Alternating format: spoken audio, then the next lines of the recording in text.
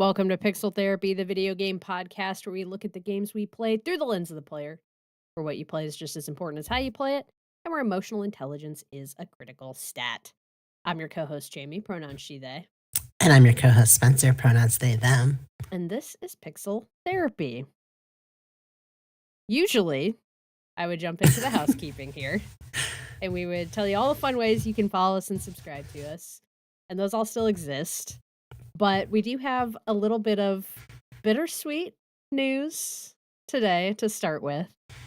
We're not breaking up. Just get that out of the way first. Yeah, we're like your parents sitting me down. Yeah. Listen, honey, sweetie, we need to talk. It's not your fault. It's not your fault. But mom and dad are breaking up. No, we're not breaking up. We're not breaking up. Also, who's mom and who's dad? I guess scenario? I'm mom. I think you're the dad, honestly. I can be mom. I'm fine with that. Anyway, we have a little bit of news though, and it is a little bittersweet, and it does mean we're going to be on a bit of a hiatus, a bit of a break, a bit of an indefinite break, which is a scary phrase to say out loud. But we have every intention of returning. Yes. I'm going to let Spencer talk a little bit about this because a lot of this is predicated on some stuff that's going on with them, but we are collectively taking the break. Hi, it's your mom here. Mom here. We still love each other very much. We do. Okay, I'm slaying this right now. It's your mom. Just what's up, sweetie? Hugs. Yeah, gosh, I can't believe it's been 5 years we've been making the podcast. Dude. Okay, that's like a way that makes it sound. Okay, still, yeah, we are taking a break. Long story short, let me get to the point. Rip the Band-Aid off. A lot of this is me. It's not you. It's me. I just have quite a bit of tumultuous life things going on at the moment. And I feel like I need some space and time to focus on getting through this very big change. I think when a lot of change is going on, I don't necessarily want to totally put this thing that Jamie and I put a lot of love into on the back burner or end up, I think as the ADHD haver between the two of us, I think I tend to drop the ball a lot or get distracted or not show up in the way that I want to, not just for the podcast itself, but to you, Jamie, as a friend, or as to Jamie as a friend. I'm talking to the kids right now, so I just like that's how it feels, and I don't want to repeat that. I think that this is something that's kind of peeling back the curtain of podcast creation. That kind of thing has happened before, and I think at its worst, it can put a strain on our friendship. And having fun and doing something together that is fun is the most important thing, I think, to both of us when it comes to making this podcast. So part of it is me trying to be more mature and understanding that it would be better for me to take the space I need rather than not show up and potentially bring uncool energy into this thing that we both really enjoy doing. So that's part of it. And I think, when I started reflecting on the fact that we have been doing this for 5 years, I think creatively too, I want to keep making content that feels awesome to me and feels really fun to make and feels like I'm bringing the best of myself to something that we are sharing with the world. And so I'm also hoping that this time will allow me to kind of recharge my creative batteries a bit. As a Sagittarius, my Sags out there will know what I'm talking about. I just think I'm also a Sagittarius for the record. Oh yeah. God, it's so funny how I see that part of you too. And yeah, I always think you're a Capricorn. I'm a cusp. Okay. Literally one day away. Yeah. Okay. So that's what it is. Yeah.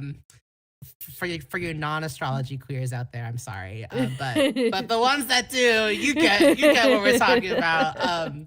So I think too. I just want to take some time and maybe bring some fresh ideas and fresh energy when we come back from our break. So that being said, we're saying indefinite just because of the nature of what's going on in my private life. I think it's gonna take at least a few months for me to kind of get settled and rebuild my life in a way that kind of lays the foundation upon which I can start pursuing creative endeavors again. And also, I'm trying to convince Jamie to make a video game with me. So that's something else that we'll be It's not like taking. you're having to try too Um, hard to convince me. It's like they're in. You heard it here. It's they're locked in. locked in. We gotta do Um, it now.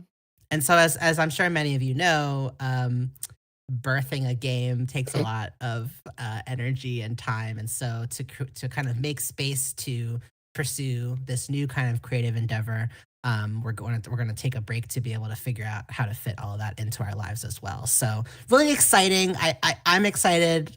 It's bittersweet. I hope you guys know that we do have every intention of coming back. We just are hesitating to put a definite date on it. Yeah. So, that being said, we will, I guess maybe should I hand it over to you to talk about Oh, yeah, the I mean, no, you're fine. We're gonna keep people posted on Yeah. the Patreon. So definitely still follow us, patreon.com/pixeltherapypod.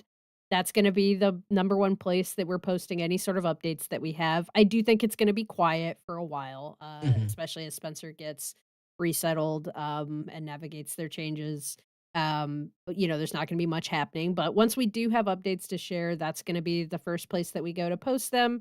And I still don't think, like, I could totally see us getting excited about something and deciding to just on the off the cuff, like, drop a bonus podcast here or there or something Totally. as things come up.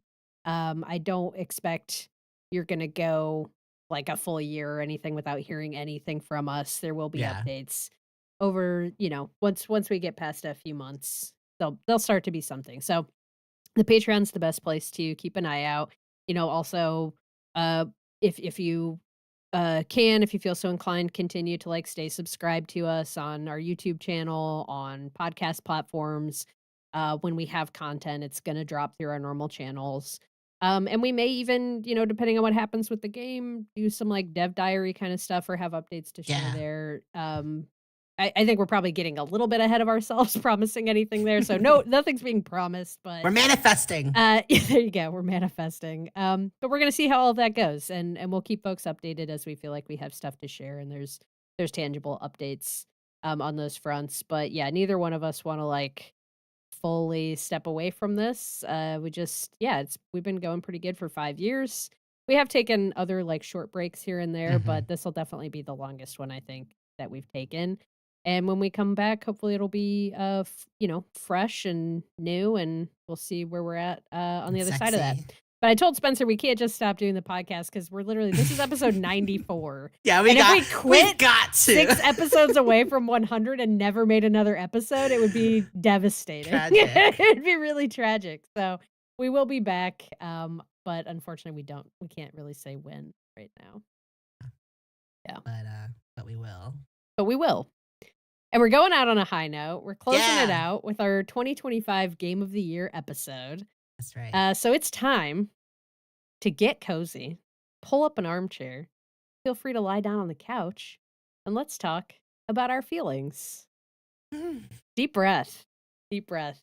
Spencer, I don't even wanna know how you're doing because this is gonna be such a meaty topic of our Great. game of the year I'm conversation.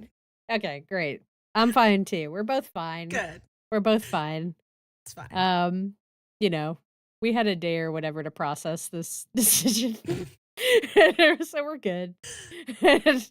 Um, are you guys fine? Hopefully you're all Are fine you too. fine?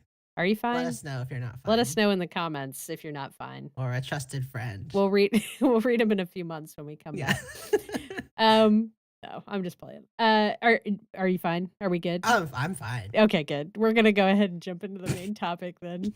Let's. Game of the year 2025. We played so many great games We last year, did. the year of our Lord 2025. Mhm. We had to play games to distract ourselves from the Literally. horribleness. And 2026 just shaping up to be more of the same It's here only in 19 days and here in the old United States lock of in. America. Lock in. Lock the fuck in. Lock in or get locked up. I don't know Jeez. where that's going. All right, I'll stop with my grim. Protect your neighbors. Love Yeah. your Get friends. to know Hold your them neighbors. close. Hug some real life PCs. Mhm. Yeah. Holy cow. It's bananas out here. Game of the year 2025, back on track. Let's start. So, yeah, we like to do this. We have a series of questions that we usually talk through, and then Spencer and I will both do our kind of like sort of our top fives. It's our 5 favorite games that we played this year. We both kind of have a perspective on game of the year that like this is super personal. This is not necessarily the games that we are, we're not critics. We're just Mhm. pundits. Mhm. So, take our opinions with a grain of salt. We're just going to be talking about the games that we enjoyed the most personally this year, and not anything that's super like I think this is the best made video game or anything like that. I don't know shit about that. I just know the games that I like and that touch my soul. So that's what we're going to be talking about. Um, let's get started. Spencer, the first thing that I want to know, Yeah. how many games did you play this year? Um, oh my god. Okay. So I was just going back. I just pulled up my 2024 gaming wrapped, and I Okay. just wanted to say as a point of reference, I played 28 games in 2024. In 2025, I played 48 games. Whoa, look at you go. That's Good crazy. job. OMG. Okay. And how were you counting those? Are those like finished games or just games that you touched or Any game that I played like at least 10 minutes, I'm That's counting awesome. because I What did that. what did you use to count it this year? Because I know that's been a common I theme. know every year I'm like, this is the year I'm gonna use backlogged. And then I'm like, fuck, I can't, I simply cannot log into one more thing. So honestly, I just do it the old fashioned way, which is Yeah, what's that mean? What's that I mean? just go to my download or purchase history of Okay. every platform that I access. And I also have kind of a running notes app in my Mhm. phone for games that are like this year, for example, 2 of the games on my list were played via Netflix because Netflix now has a games platform. So that's a new thing that I have no way of tracking. So I used my notes app. Amazing. Well, that's it's better than nothing. True. I'm glad that that worked for you. It's better. Uh It's truly one half step above nothing.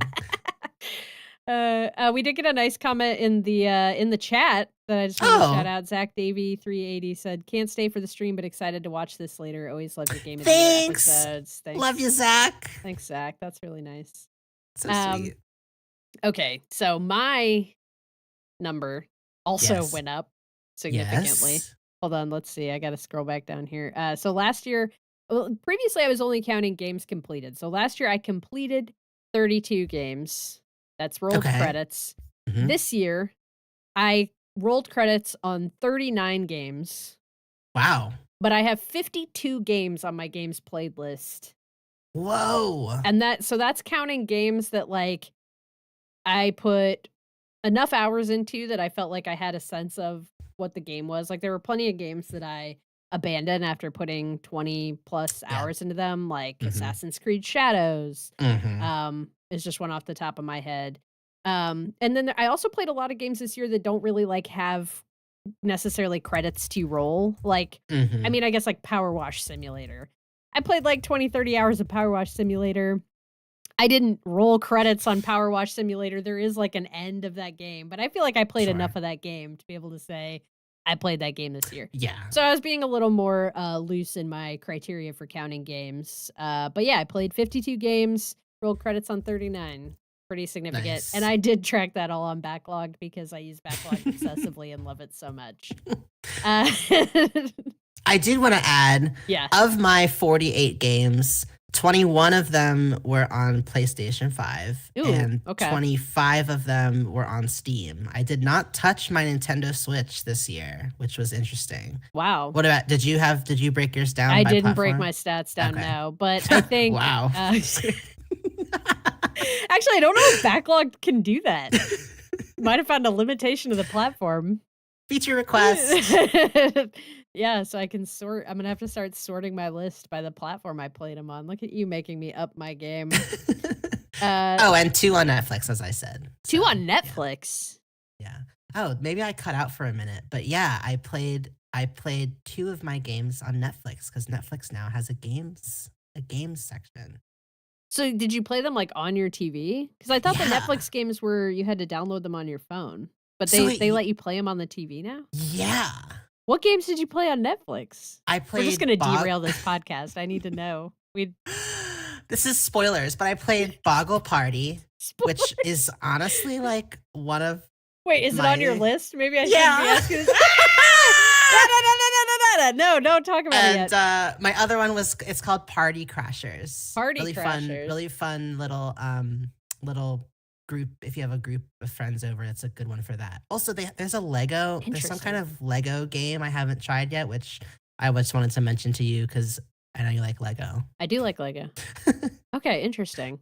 Yeah. So wait, you play it with, like, your TV controller? What No, so it's like I'll get to it. Okay, When we okay. get to the top Alright. games, I'll say more. Okay, I wanna know more about this. Yeah. What was your most played game this year? Okay. So it was funny. We were just looking at we were right before we started recording, we were talking about our most played games, and I noticed that on Steam, Against the Storm, Hooded Horse, great game. I Mhm. had 521 hours total. But when I pulled up my 2024 gaming wrapped, I noticed that I had written the exact number of hours I played in 2024. So I now have an actual number based Oh, on. oh, So I played 279 hours of Against the Storm in that is 2025. wild! Oh my god, that's wild. Don't That tell is anyone. wild. Don't tell anyone, as they say it loudly and proudly on this podcast. I know. That is fantastic. It's more than last year. It was 242 in 2024. I played 279 in 2025. So That is amazing. okay, what's That's yours? amazing. No, we gotta stay on this for a second. I We just gotta unpack this. because when Spencer even said, like, the total number, which is 521, which is What? it's a big number, but you've been playing this game for years now, so Yeah, it's a big yeah. number, but you've been playing it for years. I mean, like, I'm pretty sure my most played game of all time is and I don't have the exact statistic, but I'm pretty sure it's Stardew Valley because I've Mhm. averaged 100 to 150 hours, each time I've played it and gotten into it, and I've played it, like, 3 times on a few different platforms. Yes. So that's coming out somewhere in the 300 to 400 range. That is still not holding a fucking candle to Yeah, 521 hours it's against the storm. crazy. It's That's crazy. insane. They should be Yeah, paying you. they really should. You that's a full-time job. I should be one of those streamers that just streams the same game for hundreds of hours. Like, you just log in to see Yeah. how far I've gotten Yeah. today. Yeah, you could be. You could be that. Ah, Okay, my most played game this year, yeah. was Dragon Age: The Veilguard, which Oh, we wow. played really early in the year, and I put 107 hours into it. Oh, And so I didn't really nice. have a lot of and that was kind of a standout, like, my other games that were a lot of hours were in the 70s. Hmm. Um, so, yeah, that was I didn't play I was here for a good time, but not a long time this year. Yeah. Wow. Which I guess kind of spoiling a little bit, I'll just move right into it. We were gonna talk a bit Sure. about, like, just our year of gaming and what was unique for us personally with games in Mhm. 2025. I think that was one of the big things for me is I played a lot of shorter games. I played a lot of games where I would do what I mentioned before, where I'd put, like, 20 to 30 hours in and then just kinda be like, "I'm not feeling this anymore," and move on to the next thing. I didn't play a ton of AAA stuff. Mm. Like, I played a lot of smaller games and independent games this year. There just weren't a ton of, like, big AAA releases that even really interested me. Mhm. It's kind of a dearth of those this year. Um, so, yeah, I played, like, a large variety of games and a lot of games that I played for much shorter periods of time, which was new for me. And I think contributes to why I have such a high number, Yeah. with the 52. No, I mean, I was sort of shocked that at 48, I was kind of right on your heels with the amount of games I played because I feel Mhm. like usually it's a much wider gap. Yeah. And I had similarly written down like for just general thoughts on gaming this year. I also said like I felt like I was a lot more open to experimentation with the types of games that I was even willing to try. Mhm. And I had a much lower like threshold for kind of what I would tick what boxes I needed to check before jumping into something and just trying it, which I'm happy to say because I think in the past I would spend I mean, you and I have sat on the couch and just watched trailers of movies for 2 hours, so Yes, I we think I have. still do this in my life, but, like, in Yeah. general, I felt like I would spend more time agonizing over what game to play rather than just playing something. Yeah. No, I yes. I feel that. I still what I've had happen a lot this year is where I can't it just has been taking me a long time to lock into a game. So I've been Mhm. doing a lot of like hopping around multiple games at the same time where I've got like Yeah. 3 or 4 games that are just kind of in rotation and that will just continue for like 2 weeks Yes. before one of them finally grabs me and I like hunker down into it and play the game. I think that also contributed to having like that such a variety of stuff on my list. And so many shorter experiences. Um, Yes. yeah, I think too, like I mean, I don't know, again, similarly, I feel like I was experiencing that myself this year, and I think I was chalking it up to, just the pace of horrible shit in the world that's yeah, happening and it being funneled directly into our news feeds 24/7 yeah. is very exhausting, and I think too, it has lowered I think our attention spans and our kind of Mm, our capacity to hold information, there's no way it's not been affected by yeah, the algorithms and social media just kind of infiltrating every waking moment and the dopamine hit that we get from scrolling through 30-second videos or less. yep. That effect on our brains, I think that translates to my gaming style this year because similarly, I find myself jumping between just because I feel like the amount of time I was willing to invest into a game on the onset was lower than I think it's been in the past. Like I Mhm. think I could see myself in prior years really being like, I'm gonna spend like at least 2 to 5 hours in this game before saying, okay, it's not for me. Now it's like I'm willing to spend 5 to 10 minutes Yeah, in a game yeah, before I'm like, okay, I either yeah. I need to come back to this or this is not for me. Mhm. So I do feel that too. It's like game and kind of paired with that is that I think a big theme of the games I really sunk into this year had to do with escapism Mm, and just needing to get out of my head and put my brain to work on something that wasn't going down an anxiety spiral. And so I yeah. think um a lot of the games I was drawn to this year, which is a marked departure for me at least, is a lot more like investigative game. Like I was thinking about like Blueprints. Um Not a game that I think in prior years I would even have given the time of day, Mm, but like really deep puzzle games, investigative mystery type games, mhm, logic and strategy games mhm. where I when I looked at the full list, I was like, wow, there's a lot of these kinds of titles. Yeah, So yeah, cool. And yeah, that resonates a lot that it's the just constantly feeling interrupted by my phone or feeling drawn to pick up the phone and scroll, when everything's been so stressful. I also had, like, an incredibly stressful year, like, in my job at yeah, work, due to some, like, really significant staff departures and, like, a big system transition that we underwent, and, uh, that I think also contributed to that lack of focus that I was feeling at home or lack of being able to just, like, fully relax and settle into something. And if something wasn't grabbing me quickly, I was ready to bounce off of it and move on to the next thing. yeah. But yeah.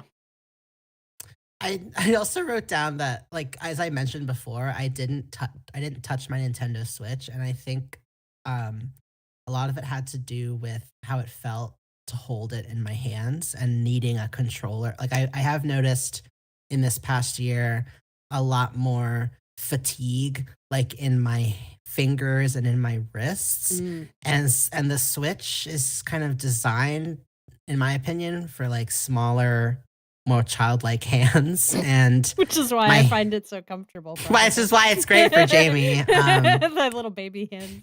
I just like need something more ergonomic. And so I think that was part of why I just didn't reach for it when I could just as easily play something on the Steam Deck. Last thing I wrote was maybe as sort of a antidote or a uh what's it called? Like in juxtaposition to what I was just saying Yeah, about counterpoint. being so distracted and wanting to escape. I did notice that many of the games that I played and loved most this year were ones that gave me co-op experiences, either locally or online. Mhm. Um, and games that really made me feel like I was creating memories with loved ones. Those were also the games that I was drawn to the most, like something we could do together. Um, was really important to me. And so I think too that just kind of speaks to how we're just constantly seeking connection, even in this crazy fucked up world. We need each other, and TM. games can be a way to facilitate that and get us all off of our phones. And so Yeah, that was something nice and yeah. hopeful that stood out to me as something kind of cool. That's beautiful. Thanks. Are we ready to get into our top 5s? Or our 5 Yes. favorites, not necessarily top 5. Let's Uh, do it. do you wanna start us off? Sure, yeah, I can. Since I was teasing with the Netflix stuff, Okay, yeah. I can kind of round that out. Yeah, I So wanna hear more about how you interact with it too, but I'm yes. Tell me the game that you already spoiled. yeah. So number 5 on my list was Boggle Party.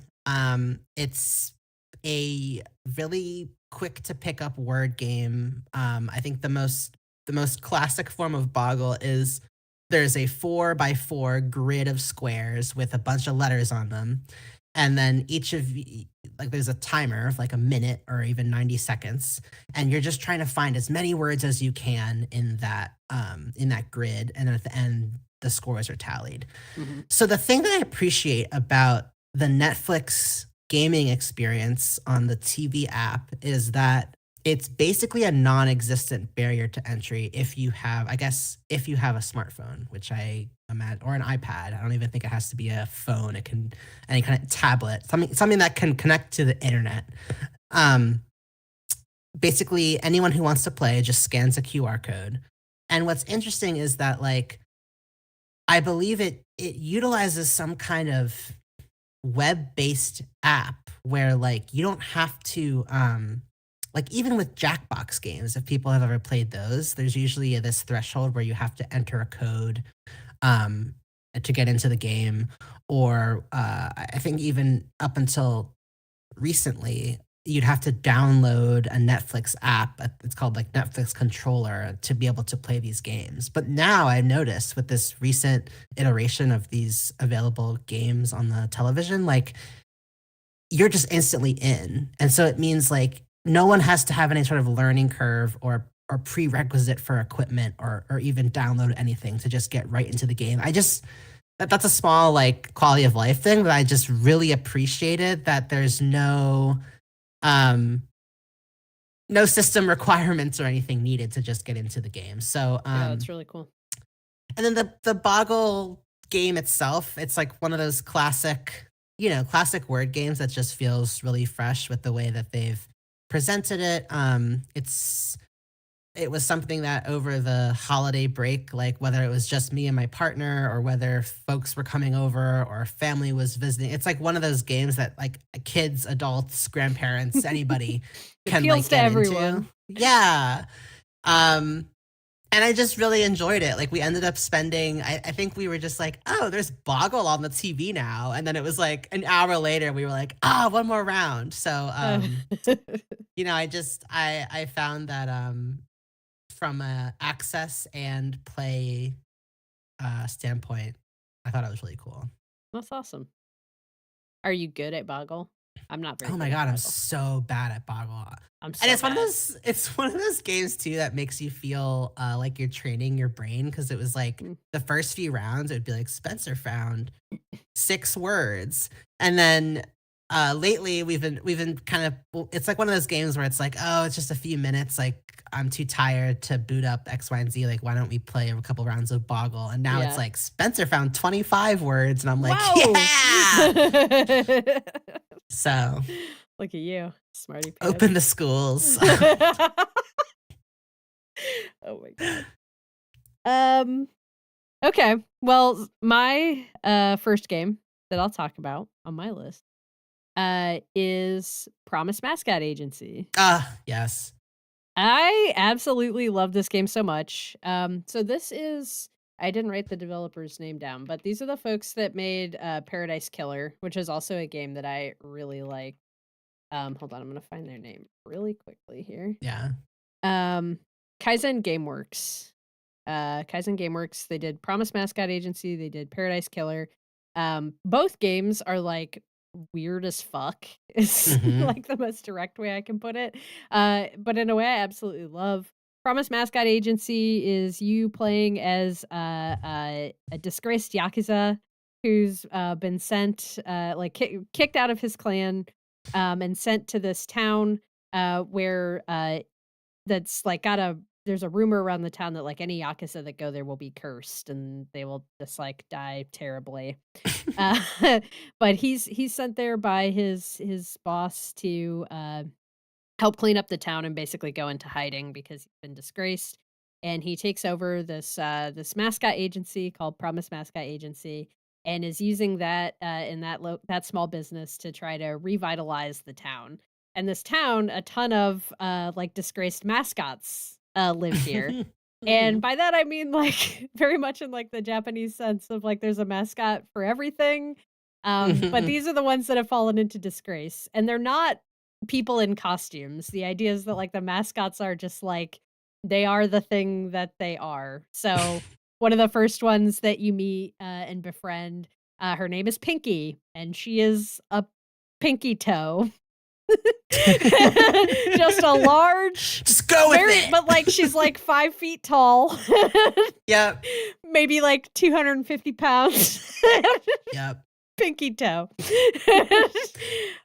You also meet a, one that's like he's a big piece of tofu and he cries. He's crying constantly. He's just a sad tofu boy.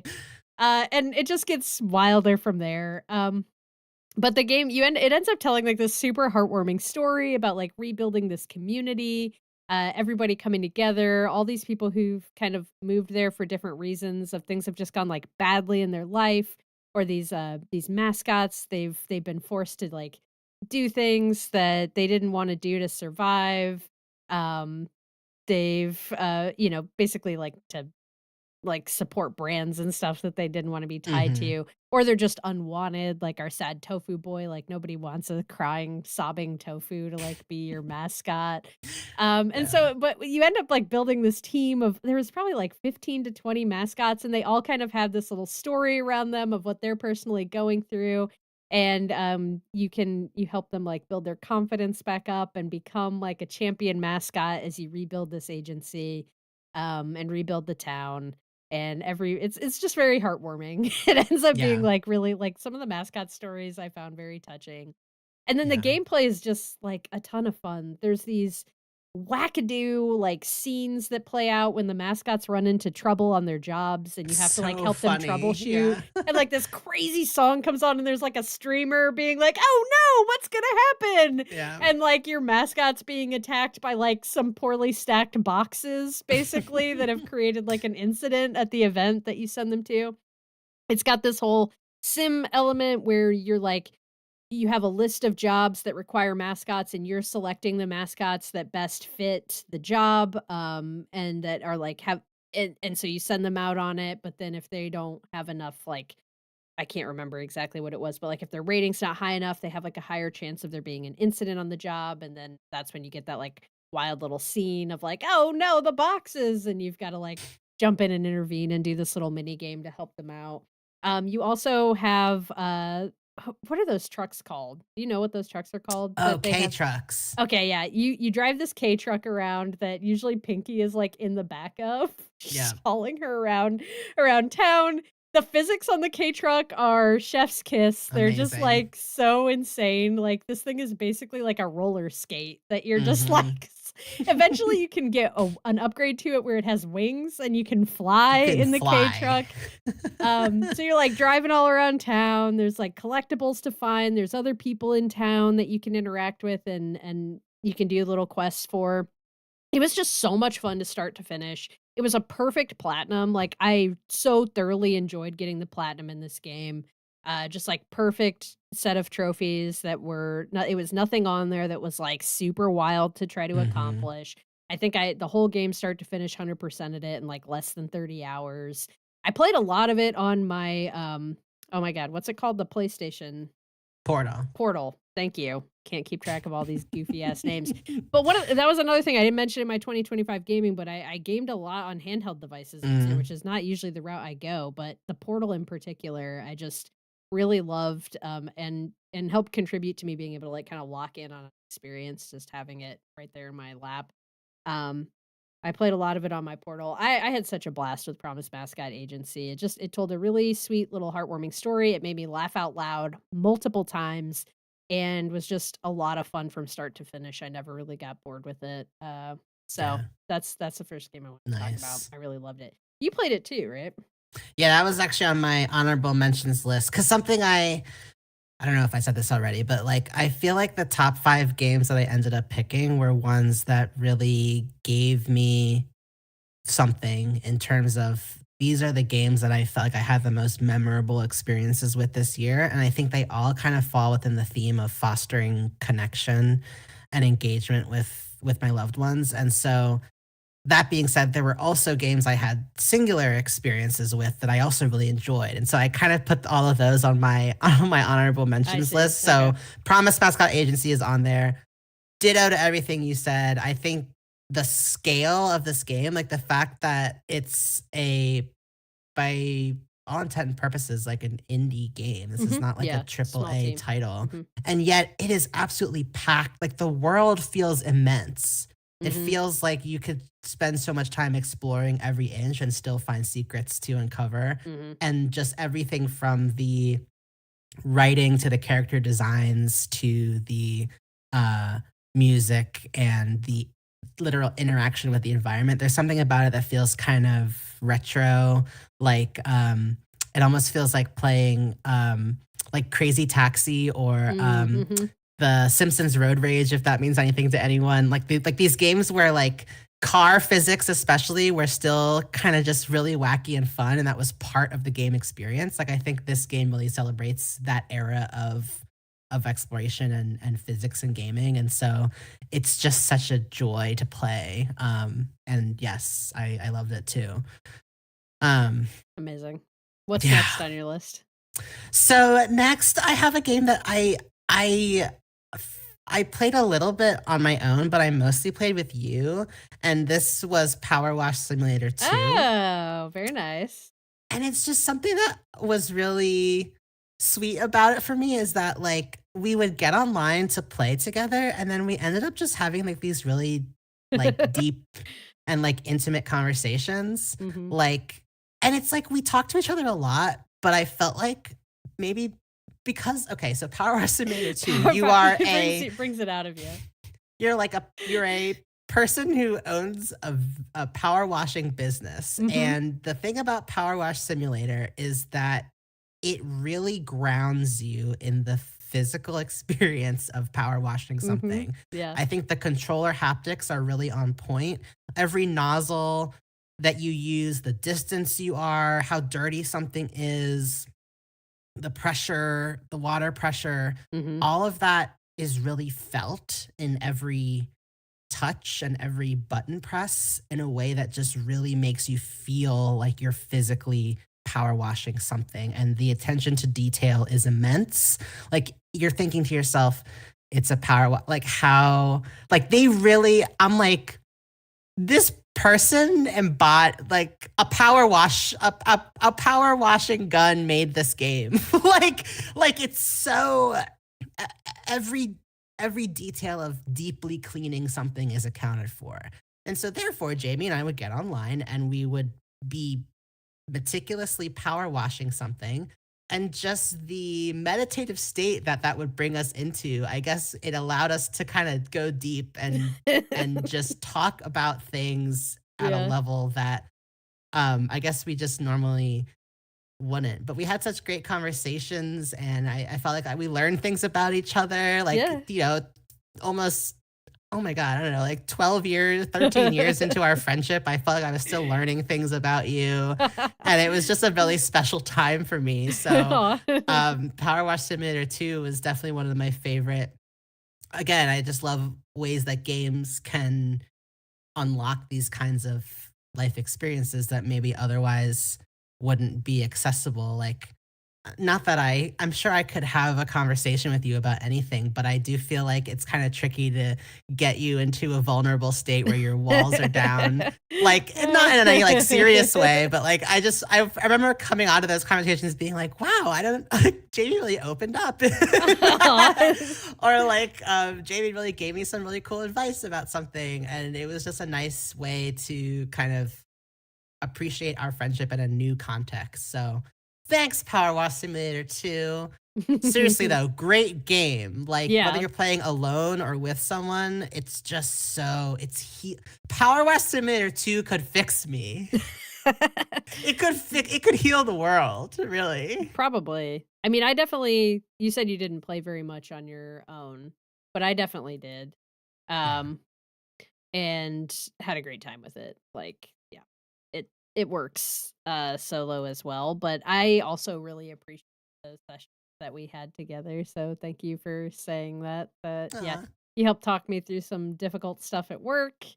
And I feel like I did the same with you, and we should Yeah. get back to it. I have not Yeah, we uninstalled it should. yet, but I would happily do more power washing, Great. especially since we won't Let's. have the podcast anymore Oh my god. to keep us Well, talking it'll to be each a other. podcast contained within the universe of Power Wash Simulator 2. Yeah, yeah, no. So a conversation. Yes, just a just a conversation. Does it even matter if we're not recording it? Like, if it's I not know, right? Is content, it why would real? we even have conversation? Anyway, I'm kidding.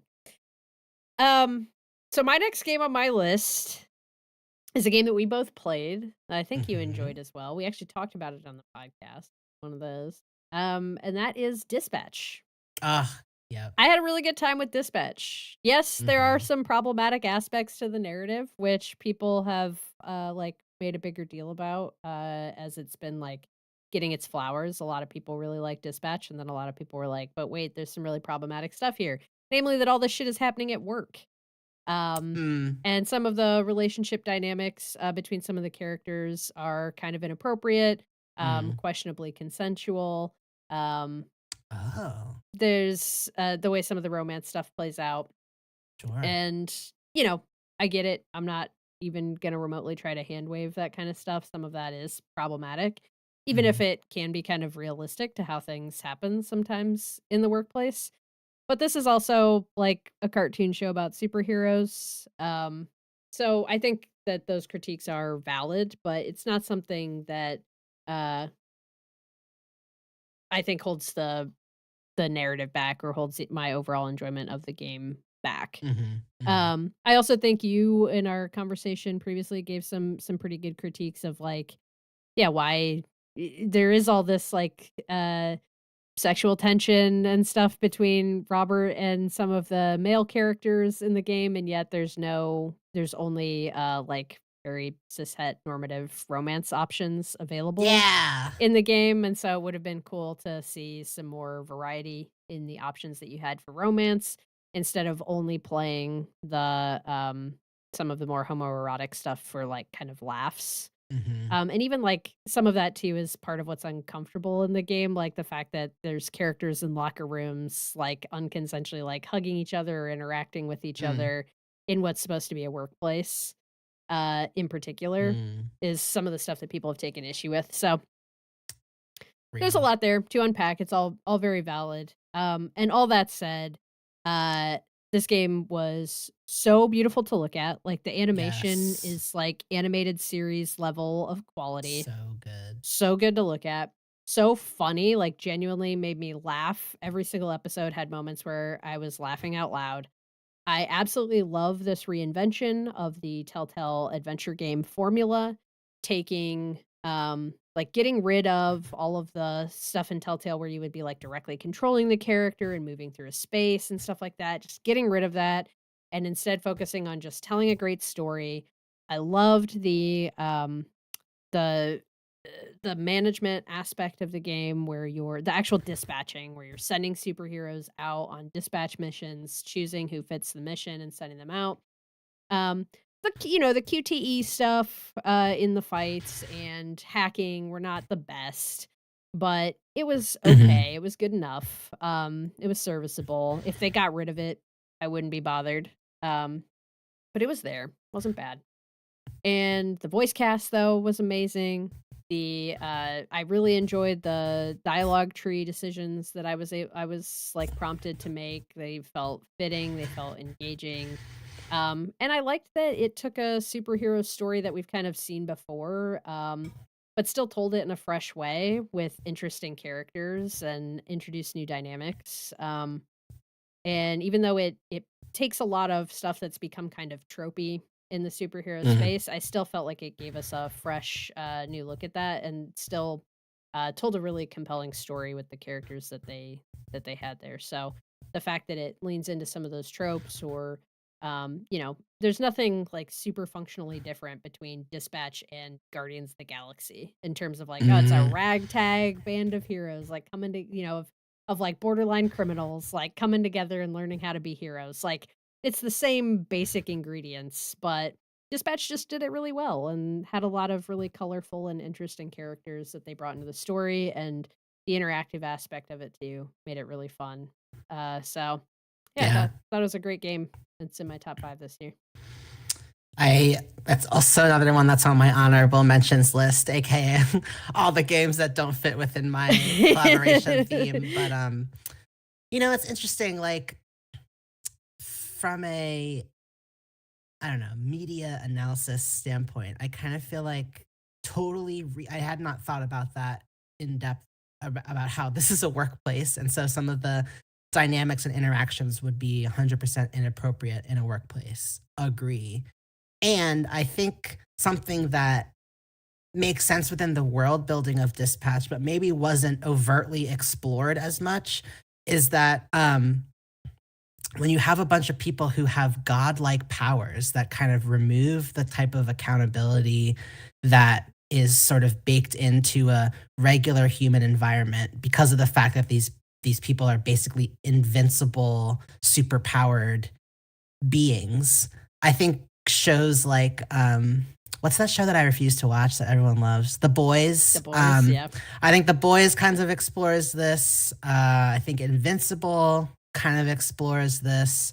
I think Hades 1 and Hades 2 also explores this thing of like when you have these people who are basically gods, it's like those kinds of social norms and rules get thrown out the window, and there's this kind of the most extreme versions of human nature maybe come out, and what does that look like? And so for Robert, our main character, as the only person without powers, I think he's kind of thrust into this environment where he has to like literally survive in an environment where normal social order is like thrown out the window. So I think from that standpoint, like I don't think it's supposed to be emulating like what a functioning workplace is. And it just sorry, I know I'm like deep diving on this, but that's such an interesting prompt of Yeah, like people thinking it's problematic because it is, and I don't think the game is saying this is how people should behave. yeah.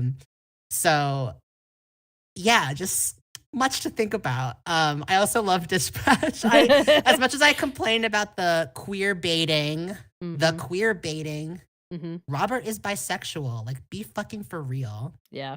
I did enjoy it, and it was a really fun watch. Really, I was like, man, I want this to just be posted somewhere. I mean, I guess it is. You Yeah. could go on YouTube and watch the whole thing, but, like, I just want more people to experience it. I've actually been recommending Dispatch to people who don't really consider themselves gamers, but are Yeah. wondering, like, what's a game I could play to get into video games? I'm like, "Oh, watch Dispatch," like Yeah. I'm sorry, play Well, I mean, Dispatch. yeah, I mean, I think that's indicative of how, and it's not that there's no gameplay in it, there definitely is, but I think Yeah, I think it is a game that lends itself really well to folks who are not regular gamers, who are just looking for a fun story. Like, if you're into superheroes and superhero narratives at all, yeah, check out Dispatch. Doesn't matter if you play video games or like to play video games. yeah, I think it speaks to a really yeah, wide audience. for sure. And it's also just fun to backseat too. Like, I've heard a lot Totally. of people talk about, like, playing this with a partner or something like that, where they were, like, helping make the decisions or Yeah. just enjoying watching it in the room with them. Mhm. So, a streamer or something is a great option too if you don't have a console that'll run it or something like that, but For sure. good time. My next game is my next game is Plate Up, which totally Oh, came in right under the wire. Like, yeah. I think I played it in the, like, week leading up to Yeah, but still Christmas. probably put in, like, 50 And hours. now I looked at the game clock this morning and it was like 76 hours and, like, Jesus. it's been a month, I think, that I've been playing it now, If that, yeah.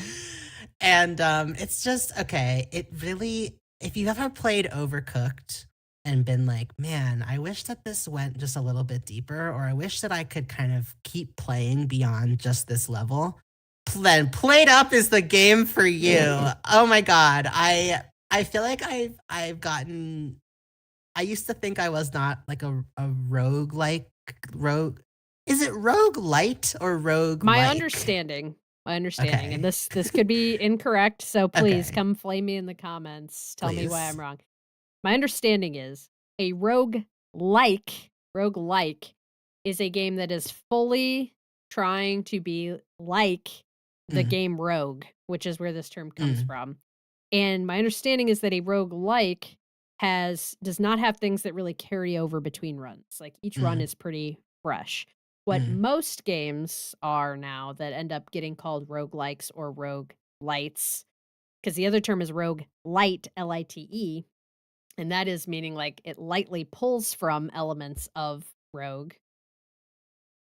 That roguelite games tend to have elements that carry over between runs, or there's more Okay, progression baked into the game, like, you are getting stronger, you are getting better, you're getting tools that carry over across runs. It's less you just have the run and that's it, and then you just start okay, back over with nothing really gained except your own experience that you, the player, are carrying forward, but nothing tangible in the game is carrying forward. That's my understanding. It could be completely wrong, but that's a okay, roguelike is like Rogue, things don't carry over. Roguelite is taking these core ideas, but they're giving you more resources and things that you're building up over okay. Well, I like both. time. Like, I like both of Which those is types played of up. games, and Played Up, I suppose you could say, is probably a rogue-like with a K, Yeah, okay. where every run is fresh, Okay. but you start from scratch where you have a type of food, you have a layout of your restaurant, and you are cooking your little butts off to make it as many days as you can with more and more customers and more complicated orders until you piss off one you're too late or you deliver the wrong thing to one customer and then your entire restaurant has to Yes, as we close. all know in the food industry, you only get one mistake, and You then get one shot. you have to shut your restaurant down. So, it's just got this really kind of it's got this jankiness and this sense of humor that makes the whole thing really wacky and fun.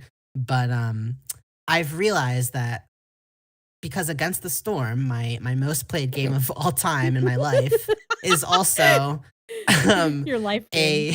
a my life game is also a rogue-like city builder. I think Ah. there's something that scratches my brain about having this, um, cyclical like, typically, I get really bored of games where I feel like I've exhausted all the options and Mhm, doing the same thing, mhm. but something about these games, it's just the perfect loop where I feel like my skills as a gamer I'm getting better and better, but the content itself is fresh every time, and it feels like there's limitless possibilities to what a run could look like that makes it feel endlessly replayable, which I'm sure is the appeal to most people. Yeah. But like that is really hitting for me and it keeps me coming back to games where in the past I would be like, oh, once I've put down a game, I'm never picking it up again. Mhm. So played up, it really scratches that itch. And it's something where I feel like my partner and I are able to play it together and we both are getting something out of it, which is another reason why it's particularly enjoyable to me because a lot of co op games are platformers, um, like Split Fiction.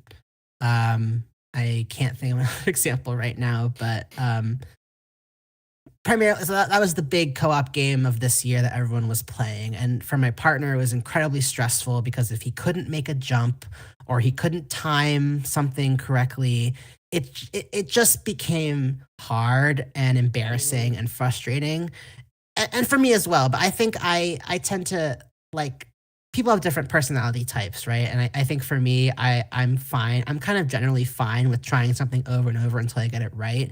But I know for some folks, like my partner, it just doesn't feel fun to do that. And Mhm. so he would kind of dread me saying, "Hey, want to play Split Fiction?" Like he Mm. was like kind of like living in fear of Mhm. of that. And so with Played Up, again, something about the roguelike, because even though we're dying and we have to start from scratch, I think maybe because it's totally new, there's something that he feels more resilient toward it. Like he Mm. actually enjoys it too, and there's something about it that's still satisfying and fun. And he'll be the one to be like, "Ah, like let's do another round." And so I'm really happy that we found something that he can enjoy in that way.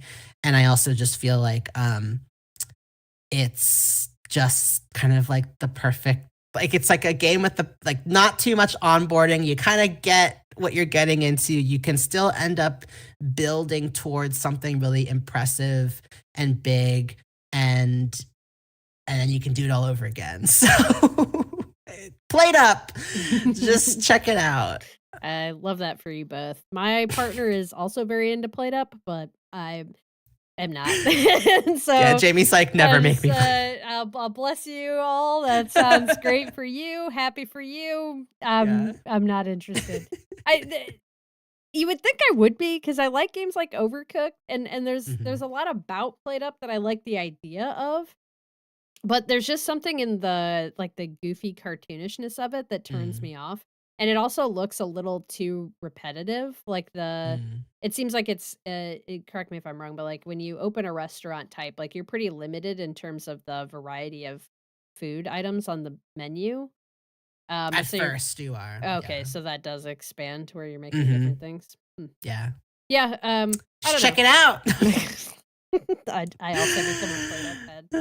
We'll see. I Yeah. don't think that's in my future, but, I'll keep Yeah. an open mind. We're gonna take a quick break, and then we'll be back in a second.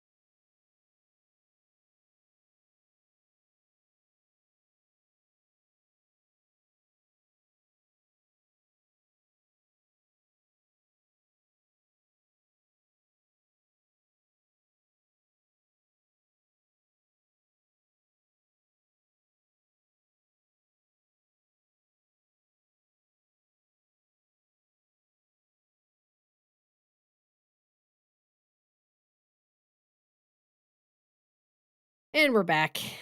Thanks for allowing me that bio break. And we're gonna come right back to my number 3 on my list here is Hades 2. Nice. I it feels sacrilege to say, but I think I enjoyed Hades 2 more than Hades 1. Same. Which is not any disrespect to Hades 1, um, but you were just talking so much about how, much enjoyment you found in the roguelike and or light formula, and it's actually one of my least favorite gameplay styles. I don't like feeling like I'm losing progress, and I don't like feeling like I am repeating Mhm. gameplay.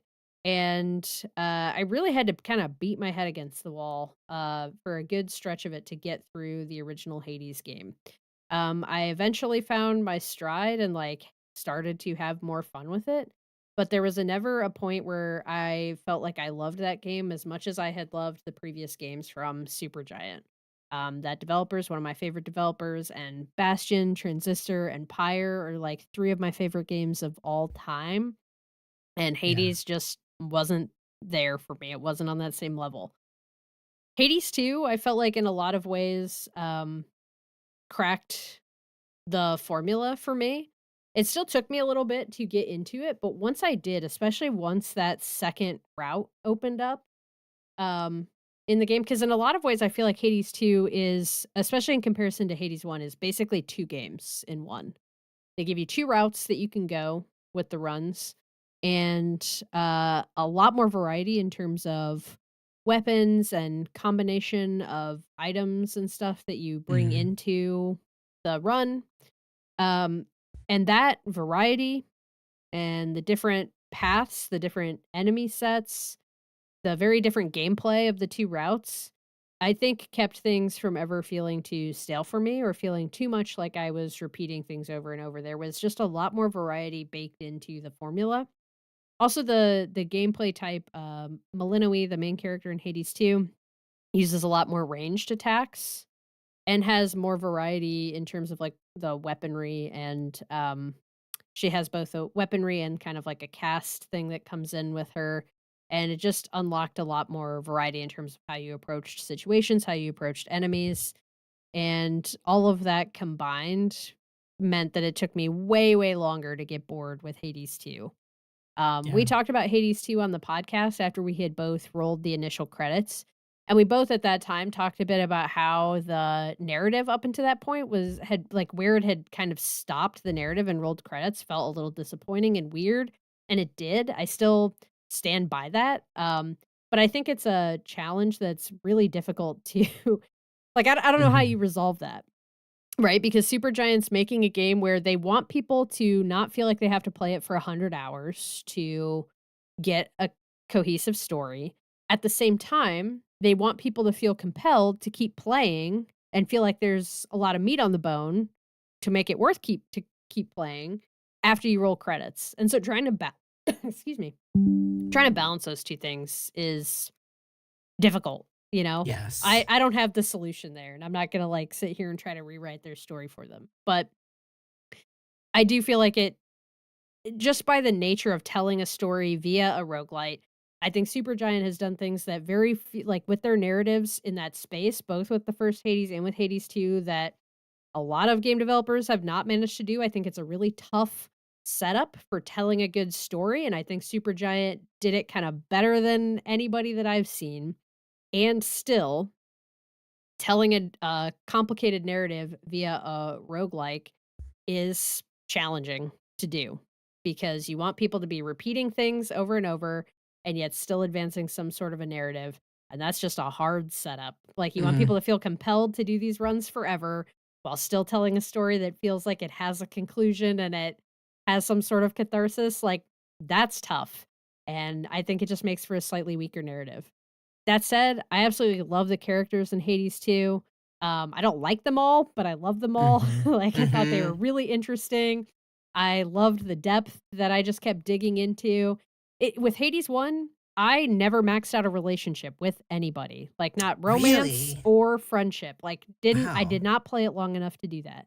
By the time I rolled Wow. credits on Hades 1, I played a few more runs after that, but I was just like, "This is boring. I have to do how many runs to try to max out these relationship." Like, I wasn't getting enough. You need a Mhm. resource called nectar to be able to advance relationships. I just feel it did like there's something that they changed with Hades 2 in terms of the frequency, of these Yeah. drops and the access Yeah. that you have to the resources that you need to be able to advance things, and all of that was paired way back in the first game, and I was just like, "I don't wanna do 200 runs of this just to get enough nectar to advance one relationship," like that. Mhm.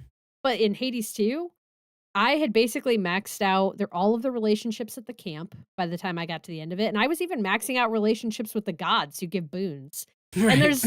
there's not even that much narrative there to make that Yeah. worth doing, but I was just like, "Fuck it, I got nectar out the ass. Here you go, have some nectar." Like, advance these relationships, see what story beats I get.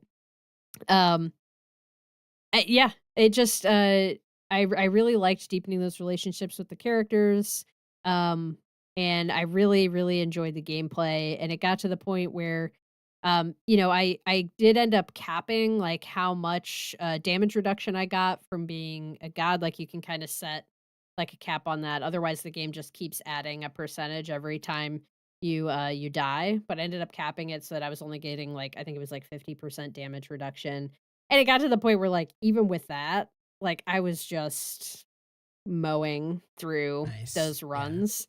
Yeah. And I was actually at the point where I was considering, like, do I try to make this more difficult for myself to try to make it more interesting again, or am I done and bored? But after rolling credits, I continued to play until I saw the quote unquote true ending of the game, and then I did more runs. Like, I played for like Mhm. 3 or 4 more nights, like whole nights of Yeah. just sitting down and doing runs, trying to advance more relationships, and it really that was where I finally ran out of steam, is where there was one particular relationship with a character that just appears while you're out on your run, so you only have, like, a random chance of him showing up, and he just wasn't showing up, and I couldn't advance Mhm. his relationship, and I was like, "Okay, I'm not gonna just keep doing these runs over and over again on the hope that this one thing is gonna happen that might Right. not happen." But man, that I had a lot of fun with Hades 2, and I think it's imperfect in the narrative, but I think the gameplay decisions that they made and the characters that they introduced us to were fantastic. I had a Totally. lot of fucking fun with that game, and I'm Yeah. excited to, like, love a Supergiant game again. I would still rank it lower than Pyre or Transistor for me personally, but, um, and I hope that I would love to see them not do a roguelike for their next game so that we could just get a really solid narrative from them. But, um but yeah, it's nice to be in the club again and feel like I really enjoyed this game from this developer that I love. Yeah. No, that's 3 for 3, another one on my honorable mentions list, and similarly, I think it still floors me that over 100 runs in and also having having gotten to the true ending and pretty much maxed every relationship, it's like, even with the characters that I've maxed relationship with, there's still, like, new dialogue that happens after every Mhm. run and things that make it feel like I'm living in the world of the game, and it's like, Yeah. how did they do that? Like, how many Yeah. hours of like, again, this is a fully voice acted game, like, how did they do that? Like, it's amazing. Yeah. So, yeah, just the amount of love and, um, artistry that goes into these games, there's just such a pleasure, a feast for the senses to play, so, yeah, um, my second to my what's it called? My second Last? place, second to last, my The top next one of game my you're gonna talk top about. 2 is Lego Voyagers. Oh, nice. So, again, I guess I'm really into haptics and kind of games that kinda go beyond the screen to really engage the senses when you're playing, and, um in Lego Voyagers, you play 2 tiny Lego pieces. This is another co-op game that I played with my partner, and we both had an amazing time with it, and another game that somehow I have this affliction where I can empathize and emotionally connect with, like, any inanimate objects that and I get all, like, emotional, like, about it, Uh-huh. and so in Lego vo I'm the kinda what's it called? I have the neurodivergence where you emotionally, like, build relationships with things without faces. Anyway, Lego Voyagers, you play these little tiny Lego bricks, and you go on a grand adventure together, Mhm, and, the entire world is also made of Lego, mhm. and the sound design Which and the begs the question, controller why are these 2 haptics. sentient? I know, is everything sentient? Is this like a James Cameron Avatar thing where, like, the entire world is all one thing and everything is connected? We are all Probably. Lego. Um, and your 2 the 2 Lego are brothers or like, they're related. Okay. Anyway, there's a red Lego and a blue So Lego. somebody's birthing Legos? Yeah, where do they come Where's from? their Lego mom? Is there, like, a Lego, like, origination, like, being? Like anyway, I wanna there's know a lot about to Lego CAD. unpack. Please Same. tell me about Lego CAD. I want more Lego lore, Legor, Like, Lego lore, it it feels like we're getting towards some sort of weird porn term, so let's just Lorgo. keep please sorry, I derailed you. Why don't you keep telling me about this lovely game that you liked so much?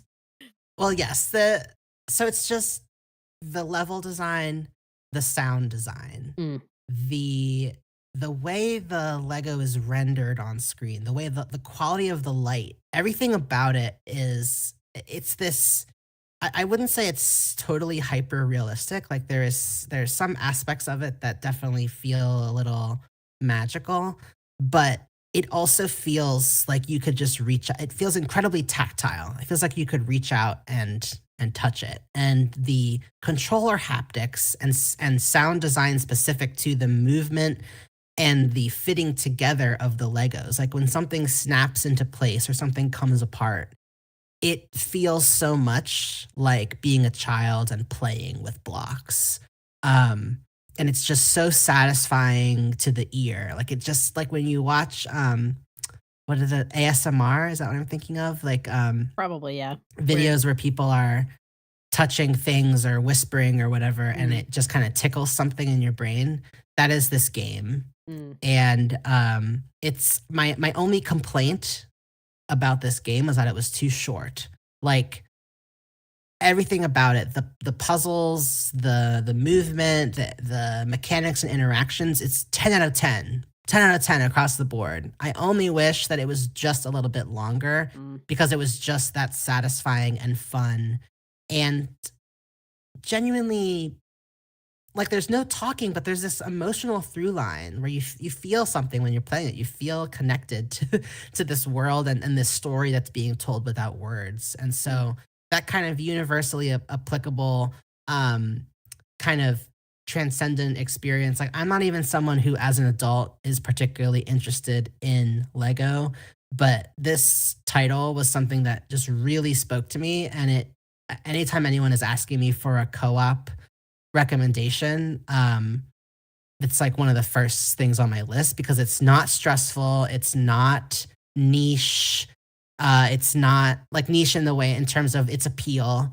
It's not, but it's also not surface level. It's a really deep an engaging and satisfying experience to have, and I wish more people knew about it, and I also wish that anyone who sees Lego in the title and has a certain connotation in their head of what they're getting into, I would encourage them to just throw that out the window because this is, like, a really amazing game. mm. Have you played it yet? Have you d No, no, but I'm so slow to play games that, Yeah, like, I would play with my partner because we both just tend to have very different gaming interests, and yeah. it's actually, like, our, like, post-dinner time, which I think is kind of like when you and your partner tend to play games together, like, that's usually when he's going on and he's playing games with, like, his brothers and Mhm. his friends that he has, and so, like, for one thing, I don't always wanna be like, "Hey, ignore all the people that you usually play games with, and that, like, you Right, have a sure. routine of, like, checking in with, and Yeah. instead play this game with me," which he's not as interested in, like, it's not Usually the games that I'm interested in co-oping are not games that he's as interested in playing anyway, so he's a good sport about it. He usually will play with me if I ask him to, but yeah, I don't have an Yeah, eager co-op companion yeah, because me and my partner just like very different types of games. yeah. And honestly, like 9 times out of 10, I would rather just be playing something on my own. But I Mhm. did play Lego Builder's Journey, which was the previous game to Lego Yes. Voyagers, which was a single player experience and absolutely adored it. Like all that stuff you're talking about with the haptics and just Mhm. the yeah, just the tactical feeling of the game is awesome. Like, love it, Yeah, and I do really wanna get to Voyagers, but it's just a little bit more of a the yeah, co-opness of it is less exciting for me and, yeah. makes it more difficult. One other thing I wanna say, which I'm curious if Lego Builder's Journey did this too, is, like, I'm always impressed with games that are able to like, there's no explanation. Like, the game opens and you realize that you can move around as this little Lego block, and Mhm, it's very intuitive in its kind of introduction to the world, and there's no hints, there's no kind of mission, like, check off this on the list. Like, mhm, just by playing and interacting and trying things out in the world, that's how you figure out how to progress. And I'm always blown away by games that are able to do that and kind of encourage you to just interact and see what happens and to have a very satisfying payoff from that. Um, and again, it kind of emulates that feeling of just playing with blocks and making things. And I think like that also stood out to me as just incredible game design that by just throwing some pieces out onto the field and waiting for you to make something and explore the delight and genuine problem solving just in its most pure form that comes from that was really cool to experience. So I just okay, yeah. last thing I'll say about Lego Voyagers. No, no, that's great. I do think that that was, very similar in Builder's Journey. Yeah, Nice. similar story or similar vibes. Um, my second to last game that I'll be talking about today, is one that was a perfect game to me. I don't think I have any notes. Like this game just it came out, it did exactly what it wanted to do. It was not an insane assignment that it was trying for, but it just nailed the fuck out of it. And that was Keep Driving. Mm, I mhm, fucking love Keep Driving. I still think about it a lot. I still can see myself going back and playing again, and mhm, finding another ending, finding another story. We played this game fairly early in the year. Like kind of side perspective, just road trip game. You in the car, really gorgeous pixel art, fantastic like road trip music. I picked up several new bands from the soundtrack that I mhm. listen to and follow now. Um, and then you're just, kind of or well, not quite Oregon Trail style, but sort of like you're encountering random road events, that happen on your journey, and you have to play items out of your car or, skills from a kind of like deck of cards, sort of, but they're air fresheners. So you have, like, air fresheners that you can use against the things that are happening, and you have, abilities that you gain from the hitchhikers that you pick up, and you use all of those things to combat the various hazards of the road, including rainbows, which we were attacked with multiple times on this stream, Yeah. if you go back and watch, which felt kind of anti-LGBTQ, you know? It's Yeah. why are the queer folks getting attacked by rainbows? Hmm? Hmm? Yeah, what's up with that? No, I'm just Explain. I'm just kidding. Keep Driving was a lot of fucking fun, and just the way you could kinda choose which ending you were gonna go for, like, how your road trip was gonna end was really beautiful. It was a pretty, like, narrative light game, except that you did kind of build a narrative as the game went on, and you found these little stories with the hitchhikers that you picked up or with the way you chose the where you chose to end your route and what you chose to do on the drive, and, yeah, that was just it was just a beautiful, fun game, and I feel like Yeah. it didn't do anything wrong, and it did a whole lot of stuff right to create a really compelling little experience. So, That's my Dude, second favorite game I played. this is crazy. Keep Driving is on my honorable mentions list too. Yeah, I Oh mean, my I'm not god. surprised. You just didn't love any of Um these games. Um, it's so funny. Yeah, no, just I still listen to that soundtrack too, It and like you slaps, it's said, it so good. just everything came together so well, and it's pretty much a perfect game. Mhm. Okay, do you wanna guess what my number 1 game is? I don't even know if I can because you did this theme thing, and I don't even I don't know. I don't know. I have no Connection. clue. Connections the theme? Death Yeah. Stranding 2 then. I mean, Yeah! if you just asked me normally what I thought your favorite game was you played this year, I would have guessed Death Stranding 2, but then you did this whole theme thing, and I was just like, I don't know. Tell me about Death Stranding 2. That is not my Wait, number 1. okay, I wanna when I'm done, I wanna guess what yours is, Okay, okay? okay. Okay. Yeah, I mean, it's Death Stranding 2 on the beach. Yeah, Like, sorry, all I the know way on that beach. I was on it. I was on it, I was in it. Should we have connected? I'm still thinking about it.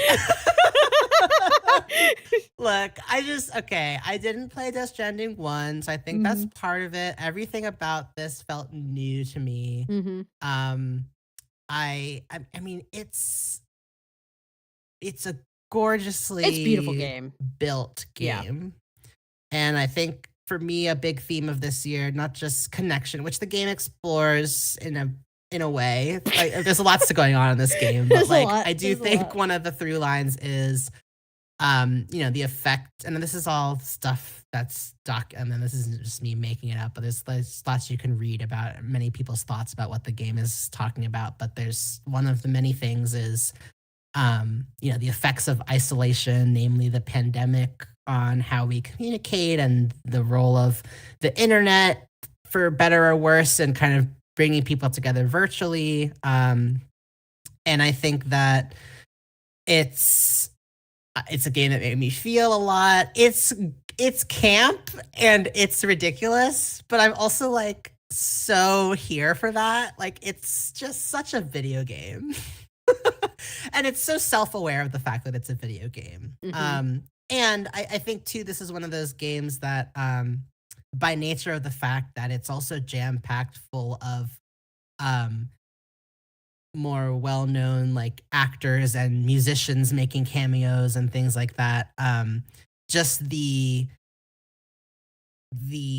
fandom around the game and even the way it was marketed, I think a lot of people who I know who have no frame of reference for video games at all had still heard of this game.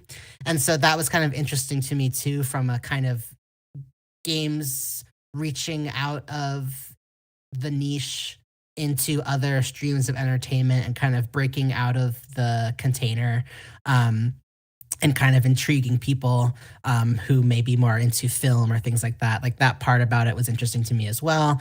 But back to me and my experience with this game, I just found that I think a lot of these games outside of connection for me this year, it was also around meditation and kind of like getting grounded into the world of a game and the action of if you have no idea what I'm talking about, in Death Stranding, you are basically a glorified postman and you are delivering packages by while walking across Australia and Mexico in the game. And just the act of kind of being aware of weight management and weather and terrain and energy and electricity power, like charging batteries, and just being very like having to shift things and judge uh, like if you can make it over uh up a cliff or through snow, like all of that. It just very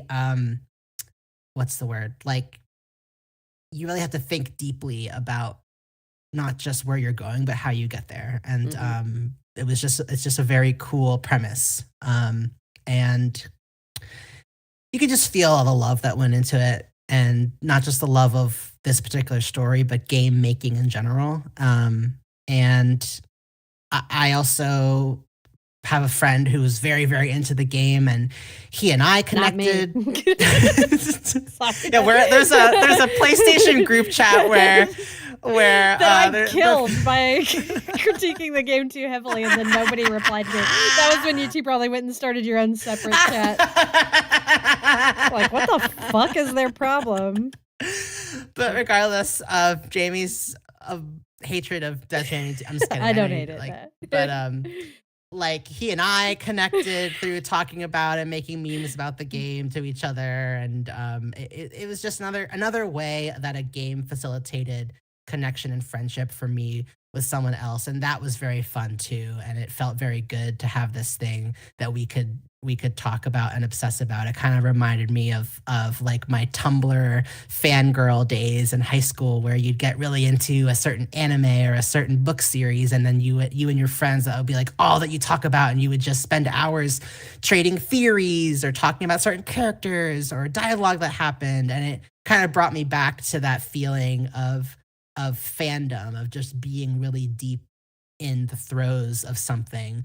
Um, and it felt nostalgic and it felt good. So thanks Death Stranding 2 for giving that to me. Yeah, that's my game of the year I because love that for that you. took up a lot of my brain space. It took up And Jamie got me some really cute keychains and stickers and Death Stranding 2 things for Christmas. So you know that I was talking a lot about it. I did, yeah. Yeah. Well, this is about the games that we love this year, so I'm gonna remain quiet. Jamie's gonna hold their peace. Okay, Yeah. can I guess? Can I Yeah, guess? you can guess. If you get it, I'm gonna be really surprised, but, give it a shot. Is it Everdeep Aurora? No. Damn. Is it is it a game we talked about on the podcast? I think we talked about it on a Patreon episode. Okay, what is it? Despalote is Damn it! my I was number about to 1. say Despelote. Well, you didn't say No, it! You didn't say I it, should have said though! it. Ah. No, Despalote Okay. is my favorite game that I played this year, and just to set this up a bit, because, yeah, I don't think we talked about this on the main podcast. We talked about it on a Patreon bonus episode. Um, this is a game about a young boy growing up and watching. Oh my god, I forget the country. I should have taken that note down. Ecuador. I'm pretty sure it's Ecuador, but I didn't want to speak out of turn here. Yes, it's about Ecuador's qualification for the 2002 FIFA World Cup. And it's a kind of autobiographical story. The game developer telling this personal story of him as a little kid, growing up in Quito, and just being caught up in the energy of the town as Ecuador like goes for this World Cup. But also it's about just slice of life, like what it was like for him to be a kid, to run around, and the whole game is like you're in the child's perspective. The camera angle is like very low to the ground. It has this great art style where a lot of the elements of the world and the set that you're running around in, which is like 3D space, but it's all got this like fuzzy, like kind of black and white TV fuzz quality to it. And then people and important objects are in this like stark, kind of like hand drawn, flat, black and white art style. And it's like it's very evocative of how it like memory works, the way certain details will be in stark clarity, but other things will be like kind of fuzzy and vague. It also really captures I felt like it really captured the nostalgia of what it felt like to be a kid. Yeah. It really lets you like focus on being playful. The whole time you're running around, or most of the time you're running around as the kid, you have a ball in front of you. And so it just has this kinetic like energy to it, this movement. You're constantly wanting to like kick the ball, or you can also like find bottles and stuff to kick. But most of the game, you're kind of just running through spaces, kicking this ball around in front of you, and having little interactions with your friends, or with there's a lot happening in the background that's actually telling the story of what's happening with the Ecuadorian soccer team and how people are relating to that. It's a lot of like you're a kid in a room, like, eating a bowl of cereal, but you can have hear your parents having an intense conversation in the kitchen next door. but you're kind of, like, tuning in and out of that. If you choose to, like, look at the TV instead, your parents will kind of fade into the background, or you can look back at them, and then you can hear more of what they're saying.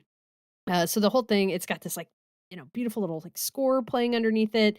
The narration from the game developer, uh, just creates this, you feel really, like, grounded in the moment. And then as the game builds towards the ending of the story, I don't wanna, like, directly spoil it, but they kind of peel back a little bit and do this, like, meta layer of Mm, explaining, like, why they chose to tell the story this way and maybe certain elements that were embellished or changed to make it more interesting. And I'm just such a mark for these kind of stories anyway.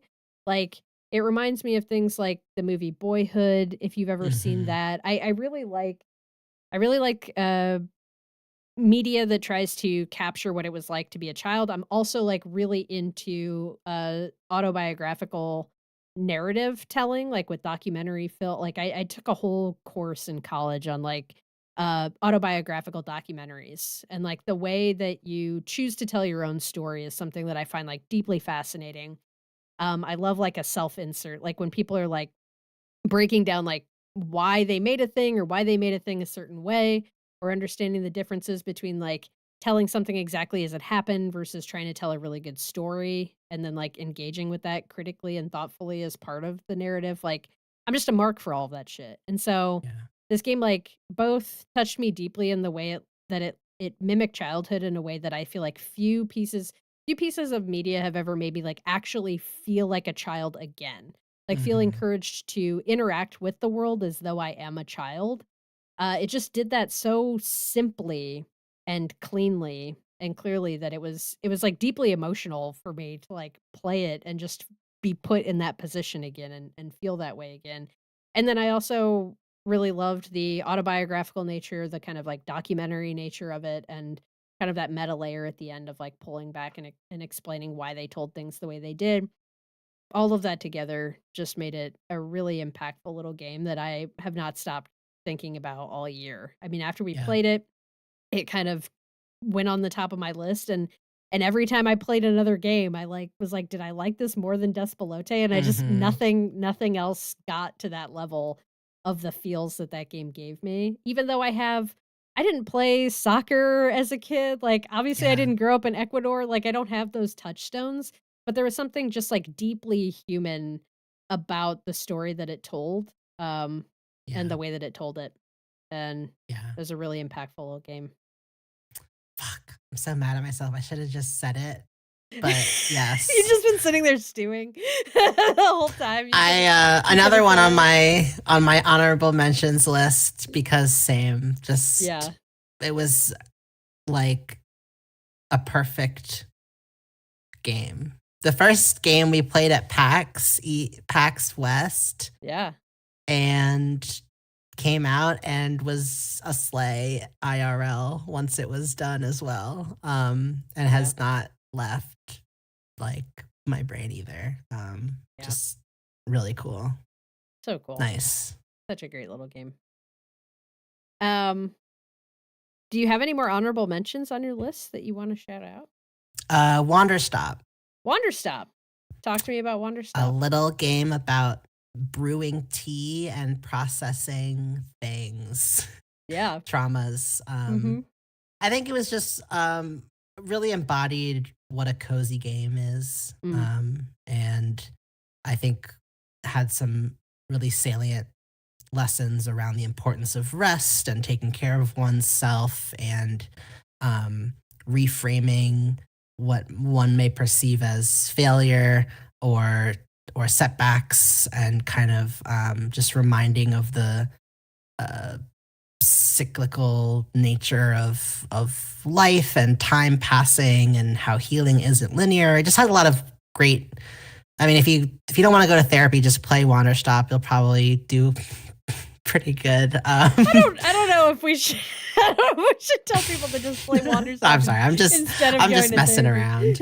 No, no. Um, but also just the way that it really digs i- into the process of making tea in a way that you can't skip through Mhm. or what is it called? Yeah, you can't just like dissociate your way through it or whatever. And it really creative, like a really cute, fun world to live in. I just really enjoyed it. It was a Yeah, fun I game. found that game really challenging in a lot of Mm, ways for me personally because it at almost every turn avoids letting you kind of like min max it or yeah, overly strategize it in the way that I enjoy doing with kind of like sim management e games like that or quote unquote cozy games like a Stardew Valley or something like that. And it really resists being like boxed in that way. The way, yeah. like, kind of everything resets at the end of each Mm, chapter and, it just, yeah, it really, intentionally forces you to be kind of zen yeah. about the changes, which I think is part of the point and purpose of the game, but I personally found it challenging, I think it was very intentional. It wasn't Mhm. challenging in, like, a critique of the game way, it was challenging in a let go of your expectations of what these types of games are trying to do and stop trying to gamify this and have Yeah, this experience. Uh, so yeah, so true. yeah. Um, you mentioned it earlier, but I did want to give a little shout out to Blueprints as the only game that made me like. I have never looked like more of like lock me up crazy person before. The amount of notes and Uh, screenshots and materials. I bought a fucking iPad just for Blueprints. I don't need oh an my iPad. god. I don't need an iPad for any reason. It was on sale, to be clear.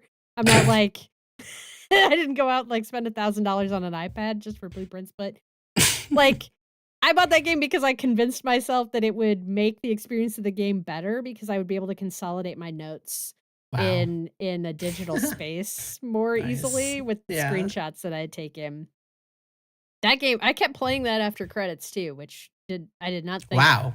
was gonna be the case. I played it for several more hours after I rolled credits, and before I finally burned out, which again is like that thing that happens to me with like that does have like a roguelike Mhm. there's some rogueliteness to it, in the way things reset, at the end of each day, and that was where I started to burn out, was trying to get, like, very specific things to happen and just not being able to tee that up and having to go, repeat things over and over again, and that's where it finally lost me, but, man, I was deep in that game. Yeah. And, like, if we were making a list of, like, the best made games of the year, Mhm. Blueprints would have been on my list. Yeah. I don't think there's any argument for that game not being, like, one of the most interestingly and intelligently designed games that I've ever encountered. For sure. And, like, the person that made it, I can't remember now the exact amount of time. It was like 15 or 20 years, something like that, that they spent making this game in the background of other Oh things. my It was a long time that they were working on this game, and I think that's obvious. whoa. Maybe it was closer to 10. It was a lot. It was a large number of years Wow. that went into the making of this game, and you can just tell Yeah. it's so well crafted, um, Wow. and so intentionally and thoroughly crafted. Um, I don't think we'll see a game like that again anytime soon. Mhm. Um, just really, really strong. Another one that was high on my honorable mentions list, and Roger. That Mhm. game made me cry, Yeah. big baby tears. Yeah. And another like really well designed game. Like we can't even really talk about and Roger too much because it's a very short game. It's only a couple Yes. hours long, maybe an hour and a half. And it's very it has a twist in the narrative that you would absolutely not want spoiled for you. I remember when I played it, I basically, like, finished it and texted you and was like, "Have you heard of And Roger? You should Mhm. just play it. I can't tell you anything else about it, but, like, you should just play the game." And then you played it and were probably mad at me Yeah. afterwards because it's a little bit devastating. But that's a game that it kind of uses some similar mechanics to, like, Florence, which came out several years ago on mobile, but just a game that really, smartly ties mechanics to story in a way that's very impactful. Mm. Mhm. Yep. Um, what else do you have other stuff on Well, your everything else on my honorable mentions list were your top games of the year, so Okay, then I'll just drop a few more here, that I wanted to touch on. Hurdling yeah. just Oh, gave me yeah. such great emotion, Mhm. like, what an like, I it was so freeing to run with your herd Yeah, through the fields and the mountains, like, yeah, just a game that just gave me, like, this pure emotional experience in such an easy way, like, it's so simple what they did, um, yeah. but just made me feel so so, like, free and Mm, like, heart opened. It was mhm. very lovely. Agree. I we both loved this game, but Is This Seat Taken? Mhm. Delightful little puzzle game. I love a little logic puzzle, and that game also, like, made me care about some shapes. Mhm. Yep. I cared about some shapes. It was great. Um, Lost Records Bloomin' Rage was not a great game.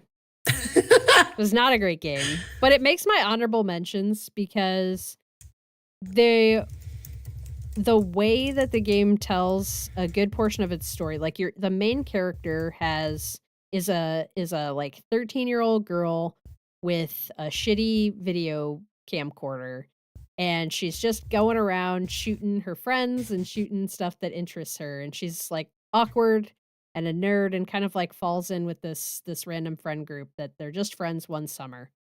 I think if the game had really just told us that story and not Mm. tried to yellow jacketsify it and do this, like, time hopping where we're, like, in the future too, and there's this big mysterious mystery of what happened to these girls this summer, and just told a story about, like, awkward teen girls, like, building friendships and figuring themselves out and using this mechanic of you have this camcorder and you're just, like, shooting your friends goofing off, there's a whole episode where you, like, make a music video with the other girls, and it just so much of that was, like, my experience, like, I was the nerdy kid that had a camcorder, when I was that age, that was, like, awkwardly following my friends around that, felt more comfortable engaging with people through the camcorder than, like, actually Mhm. engaging with them. There was so much about that that really resonated with me and that felt like a really cool way to tell a story, and unfortunately, I guess they felt like they needed more, uh, Mm. in the story to make it interesting, and it Mm. ended up, kind of taking away from that, immersive experience that actually felt really good. Um Yeah. And then, the last game I wanted to shout out is, Citizen Sleeper 2. I wasn't Oh, I wasn't yes, quite as high yes. on that as the first game when we originally Yeah. played it, but it is a game I found myself thinking more and more about as time has gone on and, like, actually liking more in retrospect than I did right after we beat it. I think right Mhm. after we finished the game, for one thing, we were playing it kind of quickly to be able to talk about it on the podcast, and it was, like, a longer game than the first one, um and so Yeah. I think I kinda burned myself out on it a little bit trying to play it as Mm. quickly as I did, and also because I am so thorough in how I was playing it, there was a lot of stuff, like, that made the game longer too, and there were some of those I remember I can't remember what any of the phrases were, but there were some of these, like, certain sentences or phrases in the writing that kept reappearing, and especially if you were, like, really thorough, it just kept showing up. And it Yeah, was I like can't remember what yeah. any of them were now, but they were people were always, like, touching your shoulder, or there were just, Right. like, things like that that, Yeah. um anyway, it was Yeah. just very nitpicky and something that really only stood out because we were playing so much of it in such a condensed period of time, and I was trying to play it Yeah. so thoroughly.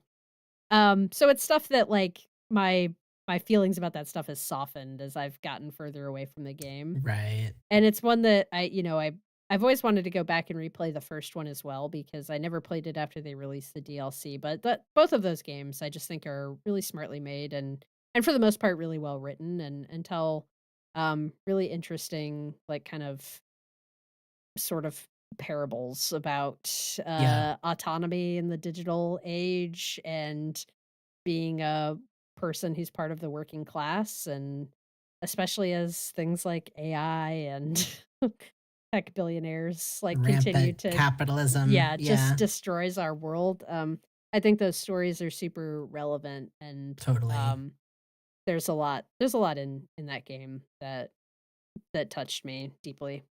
Um, Yeah, that's definitely, oh my gosh, I don't know how forgot to add that to my honorable mentions list, but for the reasons you're speaking to, of like kind of giving a blueprint or a parable for how one might find ways to imagine new worlds or build resilience in a time of great uncertainty.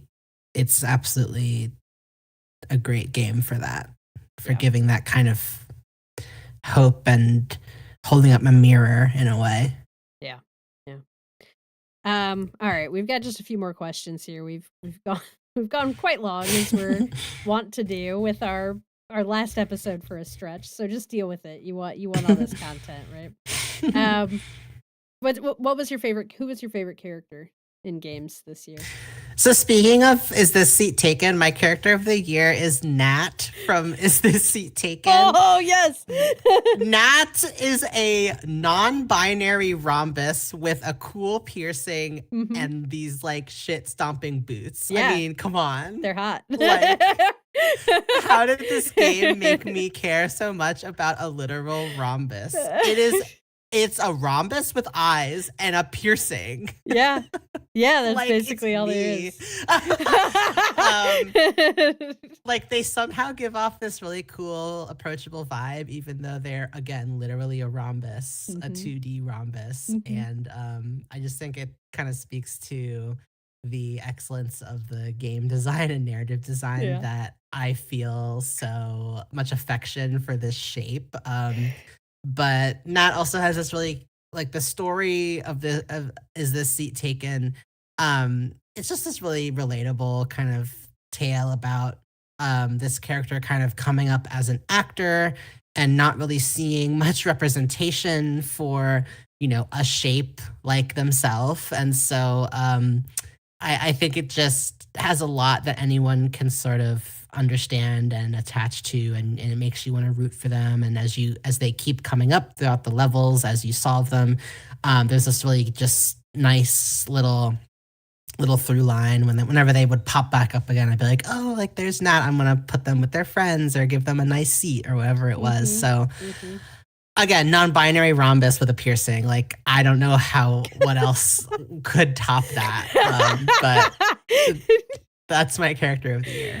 That's a fucking amazing. I love that answer. I'm gonna cheat a little bit with mine in that it's 2 characters, and it's specifically a relationship between 2 Mm, characters that was my favorite. And I'm gonna shout out Faye and Namiko from Demon School. nice. Yes. Faye is the main character of Demon School, and Nameko's one of the first party members that you get, and their fucking dynamic is just so good. I love Yeah. maxing out that relationship. I Mhm. thought maybe it was gonna, like, become romantic just by the nature of, like, maxing it out, but then you end up just being, like, platonic best friends, like, platonic Mhm. soulmates, that's what it is.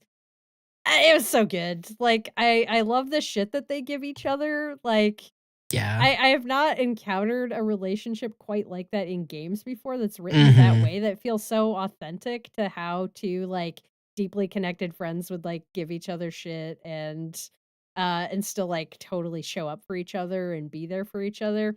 Especially Yeah. some of the stuff that happens in the back half of that game where, just Namiko has to step up in some cool ways, like, I just yeah, I really love their Yeah. dynamic. It was one of my favorite character combos in games this year, and I like them both separately as characters. I thought they were really cool, but then, like, their pairing together and the way their relationship was fleshed out, I really, really loved. And you just don't see that very often in RPGs where you're, like, Yeah. maxing out something and it's like, I don't know, usually when they're letting you build those relationships with party members, it's all building towards romance, so I kinda love too that it just, like, randomly was like, "Nope, this isn't romantic, like, these 2 are just platonic soulmates, and Mhm. they fit together and they're best friends." It's Yeah, great. I love that. It's That was really neat. cool. I wanna ask the next one to Yeah. you Okay. first. So a little bit of a new one this year. Who is your kind of either content creator or games person or entity of the year? Sure. So I don't think this is gonna be too big of a surprise, and maybe you could even guess it. But if I'm picking one person, I would specifically pick Janet Garcia, who we've Mm. actually had on the podcast before. Yeah. But I really love Janet. I think she's so fucking smart, like so funny too. Her commentary, like I always seek out her commentary wherever she goes. She features really frequently on MinMax, their podcast and their content, as well as Remap Radio, which if I'm talking collectively, like Remap Radio is the one. These are the folks that came out of Waypoint, came from Vice Media, but after Vice closed Waypoint down, they kind of started their own thing. It's Patrick Klepek, it's Rob Zachney, it's Chia Contreras, and Janet is a frequent contributor on their podcast, and I love that group's dynamic.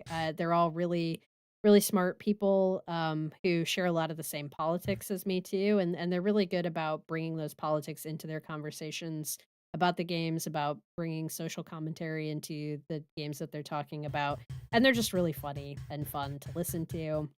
And they do goofy podcasts where they go totally off the rails, talk about other things, break down, random movies that they all watch together, or they have a whole series that's just Rob and Patrick talking about home ownership and all the banana stuff that you have to deal with as a homeowner.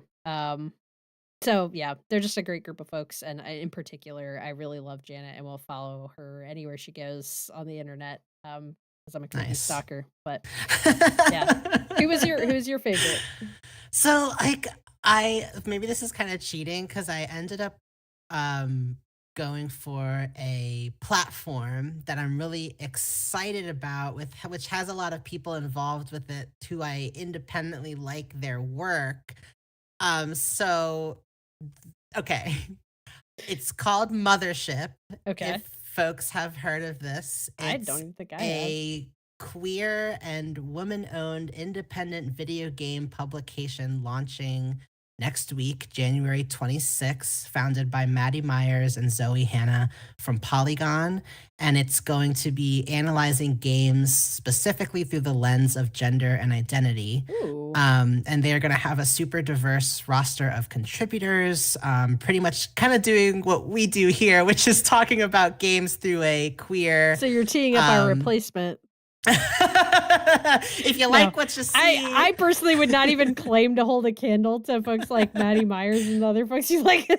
But anyway. no, but in terms of what we're interested in talking about games through and kind of what we center our discussion of games on, I think there's a lot of um, parallels here. So Mhm. mothership.blog, check it out. You can sign up for announcements when they launch. But I'm just super excited to have this space in a time when, you know, there's so many voices speaking out against quote unquote DEI or any sort of diverse take in gaming is mercilessly attacked or assigned some kind of agenda. It is really cool to see this, in their words, stepping into the shoes of another person or thing, inhabiting a body other than your own is an inextricable part of the experience of playing a game. And they've always understood, we here at Mothership have always understood that this is what games are about. I think that's something that deeply Mm, resonates with what we think about when we talk yeah. about games. And so I'm super excited. Mothership, check it out. I've already signed up as a contributor because I'm super jazzed about it. And a lot of the people involved are people whose writing I've read for years, and I'm just really hyped for that launch. So yeah, Yeah, this is awesome. Yeah. Thanks for putting that on my radar. for Legitimately. sure. Gonna have The to go tables, the subscribe. The turntables, because usually turntables, Jamie's yeah. the one giving me the intel. That does happen that way a lot, but Which leads us to our last section, which I kind of cheated on. But Jamie, what's your big what are you hyped for in 2026? so in typical me fashion, I do have a list here of multiple games, but I'll start with the one that I am the most hyped for, Yeah. and that we better actually get in 2026, which is Control Resonant. I want Oh. more Control. We are getting a follow-up to Control, Oh. Remedy's Control. Mhm. Um, it's already showing from the trailers, like, there's gonna be tie-ins to Alan Wake 2. Alan Wake 2 tied into Control. Control had nods to the original Alan Wake, so it's the Oh Remedyverse. my god. Control Resonant is coming. I'm really Yes. excited. I just want Yes. Remedy to keep making these weird-ass games. Mhm. Somehow they keep getting funding for them, and they're beautiful, but they are weird, and they don't make the most sense, but I love them very much, and I want it to keep happening. So I'm very excited for Resonant. Nice. What are you most hyped for in 2026? Um, I also have a pretty short list, but I'll say I wanted it to come out in 2025. It didn't. It's allegedly coming out in 2026, but love Eternal. Mm, It's I think it was the last game I played at PAX West in 2024. mhm. Um, I'm just really I loved talking to the developer. I loved everything that the game embodied, and I really hope it comes out this year. That's a good one. Yeah. I think that game looks awesome. I am also very concerned I won't be able to play it because it looked hard as shit. Yeah. Yeah. I just This remember is we were doing my the demo, you were silk l song. yeah, yes. When we were doing the demo, you just randomly had the controller first, and then it revealed itself to be so hard, and at one point you were like, "Do you wanna try?" And I was like, "Absolutely not. Not in front of you and the representative from the publisher. I don't So think I do wanna funny. try this right now." Or actually, no, we did that one with the game maker, so the game Yeah. developer was sitting right there in the room with us. No, I was like, "No, nope, nope, I'm all set. You're crushing it." Making Um, it through that demo was the greatest accomplishment of my life you just rocked because, it. again, the You developer was rocked sitting it. right there. Yeah, no, I was like, "Oh, fuck, Spencer's a real ass fucking gamer right now." Like, you rocked it. The if we do we wanna do a couple more of the hyped Sure. or okay. Um, Incompini is very high on Yes. my hype It's on my list. list It's too. like a little sim cozy game-ish where you're, like, managing a convenience store. And it looks to maybe, carry that through in a more, narrative-focused, emotionally resonant way than Discounty, which was a little bit of Mhm. a personal disappointment for me this year. Fun game to play, but did not have the narrative depth I was hoping for. Sorry, I was just laughing because there's totally some sorry, I What? discounty was a slight disappointment. Yeah. Sorry, I sorry, I No, don't apologize. What's next on okay. your list? I wrote the Steam Cube, AKA the Steam Machine. I love my Steam Deck so much that I'm Mhm. really I know it's called the Steam Machine. I just keep calling it the Steam Cube because it's like a cube and Steam I Cube. love the GameCube. But I'm excited for that. I also wrote the God of War TV show, even though I'm kind of just low key, I'm kind of I'm very disappointed in disappointed. the casting right now. Very disappointed. Like, why is everybody so white? Very disappointed. Like, Very why not just disappointed. cast Christopher Judge? If we're gonna cast the people who were involved in the game, Yeah. why not just cast And, Christopher like, Judge? yeah, we're bearing the lead a little bit here, but they have been announcing casts from Sorry. the new God of War show, and in particular, Ryan Hurst has been announced as Kratos. Ryan Hurst played Thor in God of War Ragnarok and did a great job. This is Mhm. no shade to Ryan Hurst. He'll Yeah. probably do a good job as Kratos. Mhm. But I'm sorry, I think it's kind of fucked Mhm. that well, for one thing, I would have loved to see Chris Judge get to play the role for real. Yep. I think he's the size. Mhm. He's Kratos. He's He's so Kratos. fucking good as Kratos in God of War 2018 and God of War Ragnarok. Like the complexity and the depth of that performance, like he is Kratos to me. And I'm even Yeah. someone who played like the old games and have a lot of fondness for those. Yeah. But he's Kratos. He is Kratos. So it's wild to me that they wouldn't cast him. But then also, I'm sorry, I do subscribe to to the belief that canonically Kratos is black. He has been voiced by 2 Mhm. black men who Mhm. created that character. Like, that is who Kratos is. He is his voice. He is Mhm. his rage. He is his emotions. Mhm. That's how he's been presented to us, and that has been brought to us by black men. And the fact that Mhm. now that it is taking this step onto it's Yeah. Amazon Prime, right? And, like, it's gonna be in the limelight and, like, my mom's gonna fucking watch this show, like, everybody and, before God's gonna fucking watch his show, and now he's being swapped with a white guy. It bothers me immensely. Yeah. No, it It takes bothers me away my too. excitement for the show. And it Yeah. didn't have to be Christopher Judge. I would have loved for it to be, but it didn't have to be him. But the fact that they went with a white casting for it is really shocking to me, and it bothers me.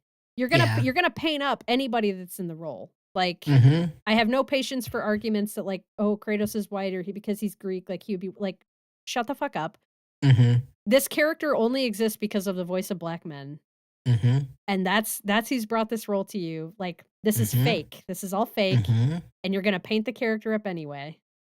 Also, his skin is white because of the ashes Right. of his Yeah, burned we don't fa really outside of knowing, like, where Kratos is from, we don't really know what his race is. We see him Exactly. one time in the games, and the way he looks in that scene, if you pull it, you can find pictures of it on the internet. He looks very racially ambiguous, like, his skin tone Mhm. is certainly on the darker side.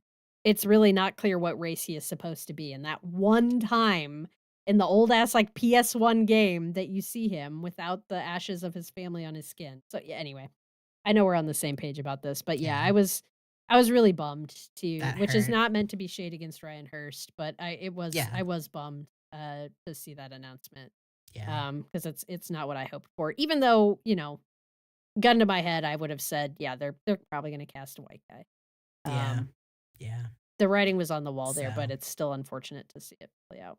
yeah. Um, but the Steam Cube, is that what it's called? Steam Cube? It's c What is it? it's no, that's what I'm calling it. It's called the Steam Machine. Steam Machine.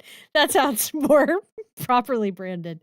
Um, yeah, I'm really interested in that too, although I'm worried it's gonna drop for, like, way more money than I wanna Mm. spend on a device. But yeah, the my Steam Deck has really opened up the world of, like, more smaller independent games to me that aren't ending up released on the larger consoles. Um and yeah, having that through a machine that can, handle things that are even a bit more complicated and without needing that extra layer of the deck, control scheme and all of that, could be really interesting. But, Yeah. Yeah. yeah, I'm similarly excited for that. The next game I wanted to shout out, it was supposed to come out this past year, but still hasn't come out, unfortunately, but it's high on my list, for whenever it comes out, which is, Mixtape, Mhm. which is made by Beethoven and Dinosaur, which are the folks that made The Artful Escape, which is also a game I really enjoyed, but I thought was a pretty imperfect game. Mixtape could end up being more of the same, but they're just games that like visually have like a really cool, distinctive art style, seem to use music and movement in really interesting ways.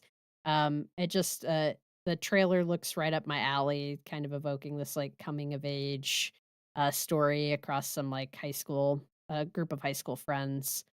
So as has been established, I'm a mark for those, like, slice of life coming Mhm. of age stories, so I'm looking forward to that one.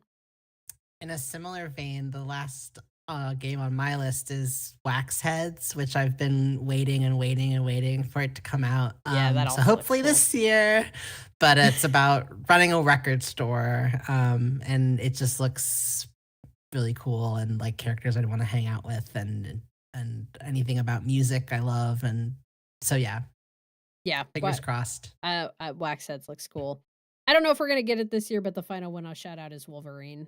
Um, Oh, I know yeah. it's just a big dumb superhero game, but man, I love what Insomniac has done with the Mhm. Spider-Man games. Those are so fun to play, so good to look at. The story's really great. The acting, all of it. They're just really quality games if you like a superhero story, and I'm really excited to see their take on Wolverine. Theoretically, we're gonna get it this year. I'm not gonna hold my breath, but if we that's gonna be what I'm really looking forward to. Yeah. All right, Spencer. Time is up for today's session of Pixel Therapy. Thank you for tuning in, and we hope that listening to our thoughts and feelings gave you some thoughts and feelings of your own. If you want more Pixel Therapy in your life, well, too bad. Now, you can still come check us out at patreon.com/pixeltherapypod, where you can sign up for free to stay up to date on everything we have going on, which does mean that when we are coming back or when we have updates to share, that'll be the place to get it. And you can also there find an archive of all of our content. Um, Patreon's going to be the way to stay in touch with us over this Mhm. break. You should also check out and subscribe to the Pixel Therapy Pod YouTube channel. That's youtube.com/@pixeltherapypod. where you can find an archive of all of our past streams. Not enough people watched any of that stuff, so if you're really missing us during the break, go dig up an old stream. Go watch us play Alan Wake Yeah, or it's Alan all Wake in 2. there. It's all there. It's all there. You can go, you can hang out with us. It'll be just like old times. Um, and we'd love it if you continue to say subscribe to us on, your podcast platform of choice, on the YouTube channel, on Patreon. And that way you'll get notified when we eventually make our glorious return to the airwaves. Finally, since we like to put our money and our energy where our mouth is, we end every episode with a recommended side quest. The Trans Asylum Seekers Support Network can be found at transasylumsupport.github.io, and it is an interdependent, solidarity-based network of queer and trans asylum seekers, loved ones, collective members, and volunteers dedicated to the abolition of all cages and borders, revolutionary compassion, and trans liberation. Their goal is to free transgender asylum seekers languishing in detention centers and help them relocate and create thriving lives in Western Massachusetts. Again, you can learn more by visiting their website. That's transasylumsupport.github.io, or you can check them out on Instagram at transasylumsupport. Thank you for that side quest, Spencer. That is our show for today, folks. So go forth, run a story mission, level up some stats, and don't forget to hug an NPC every now and then.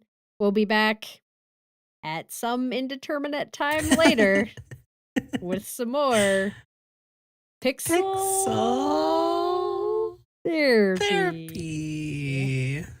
Bye-bye.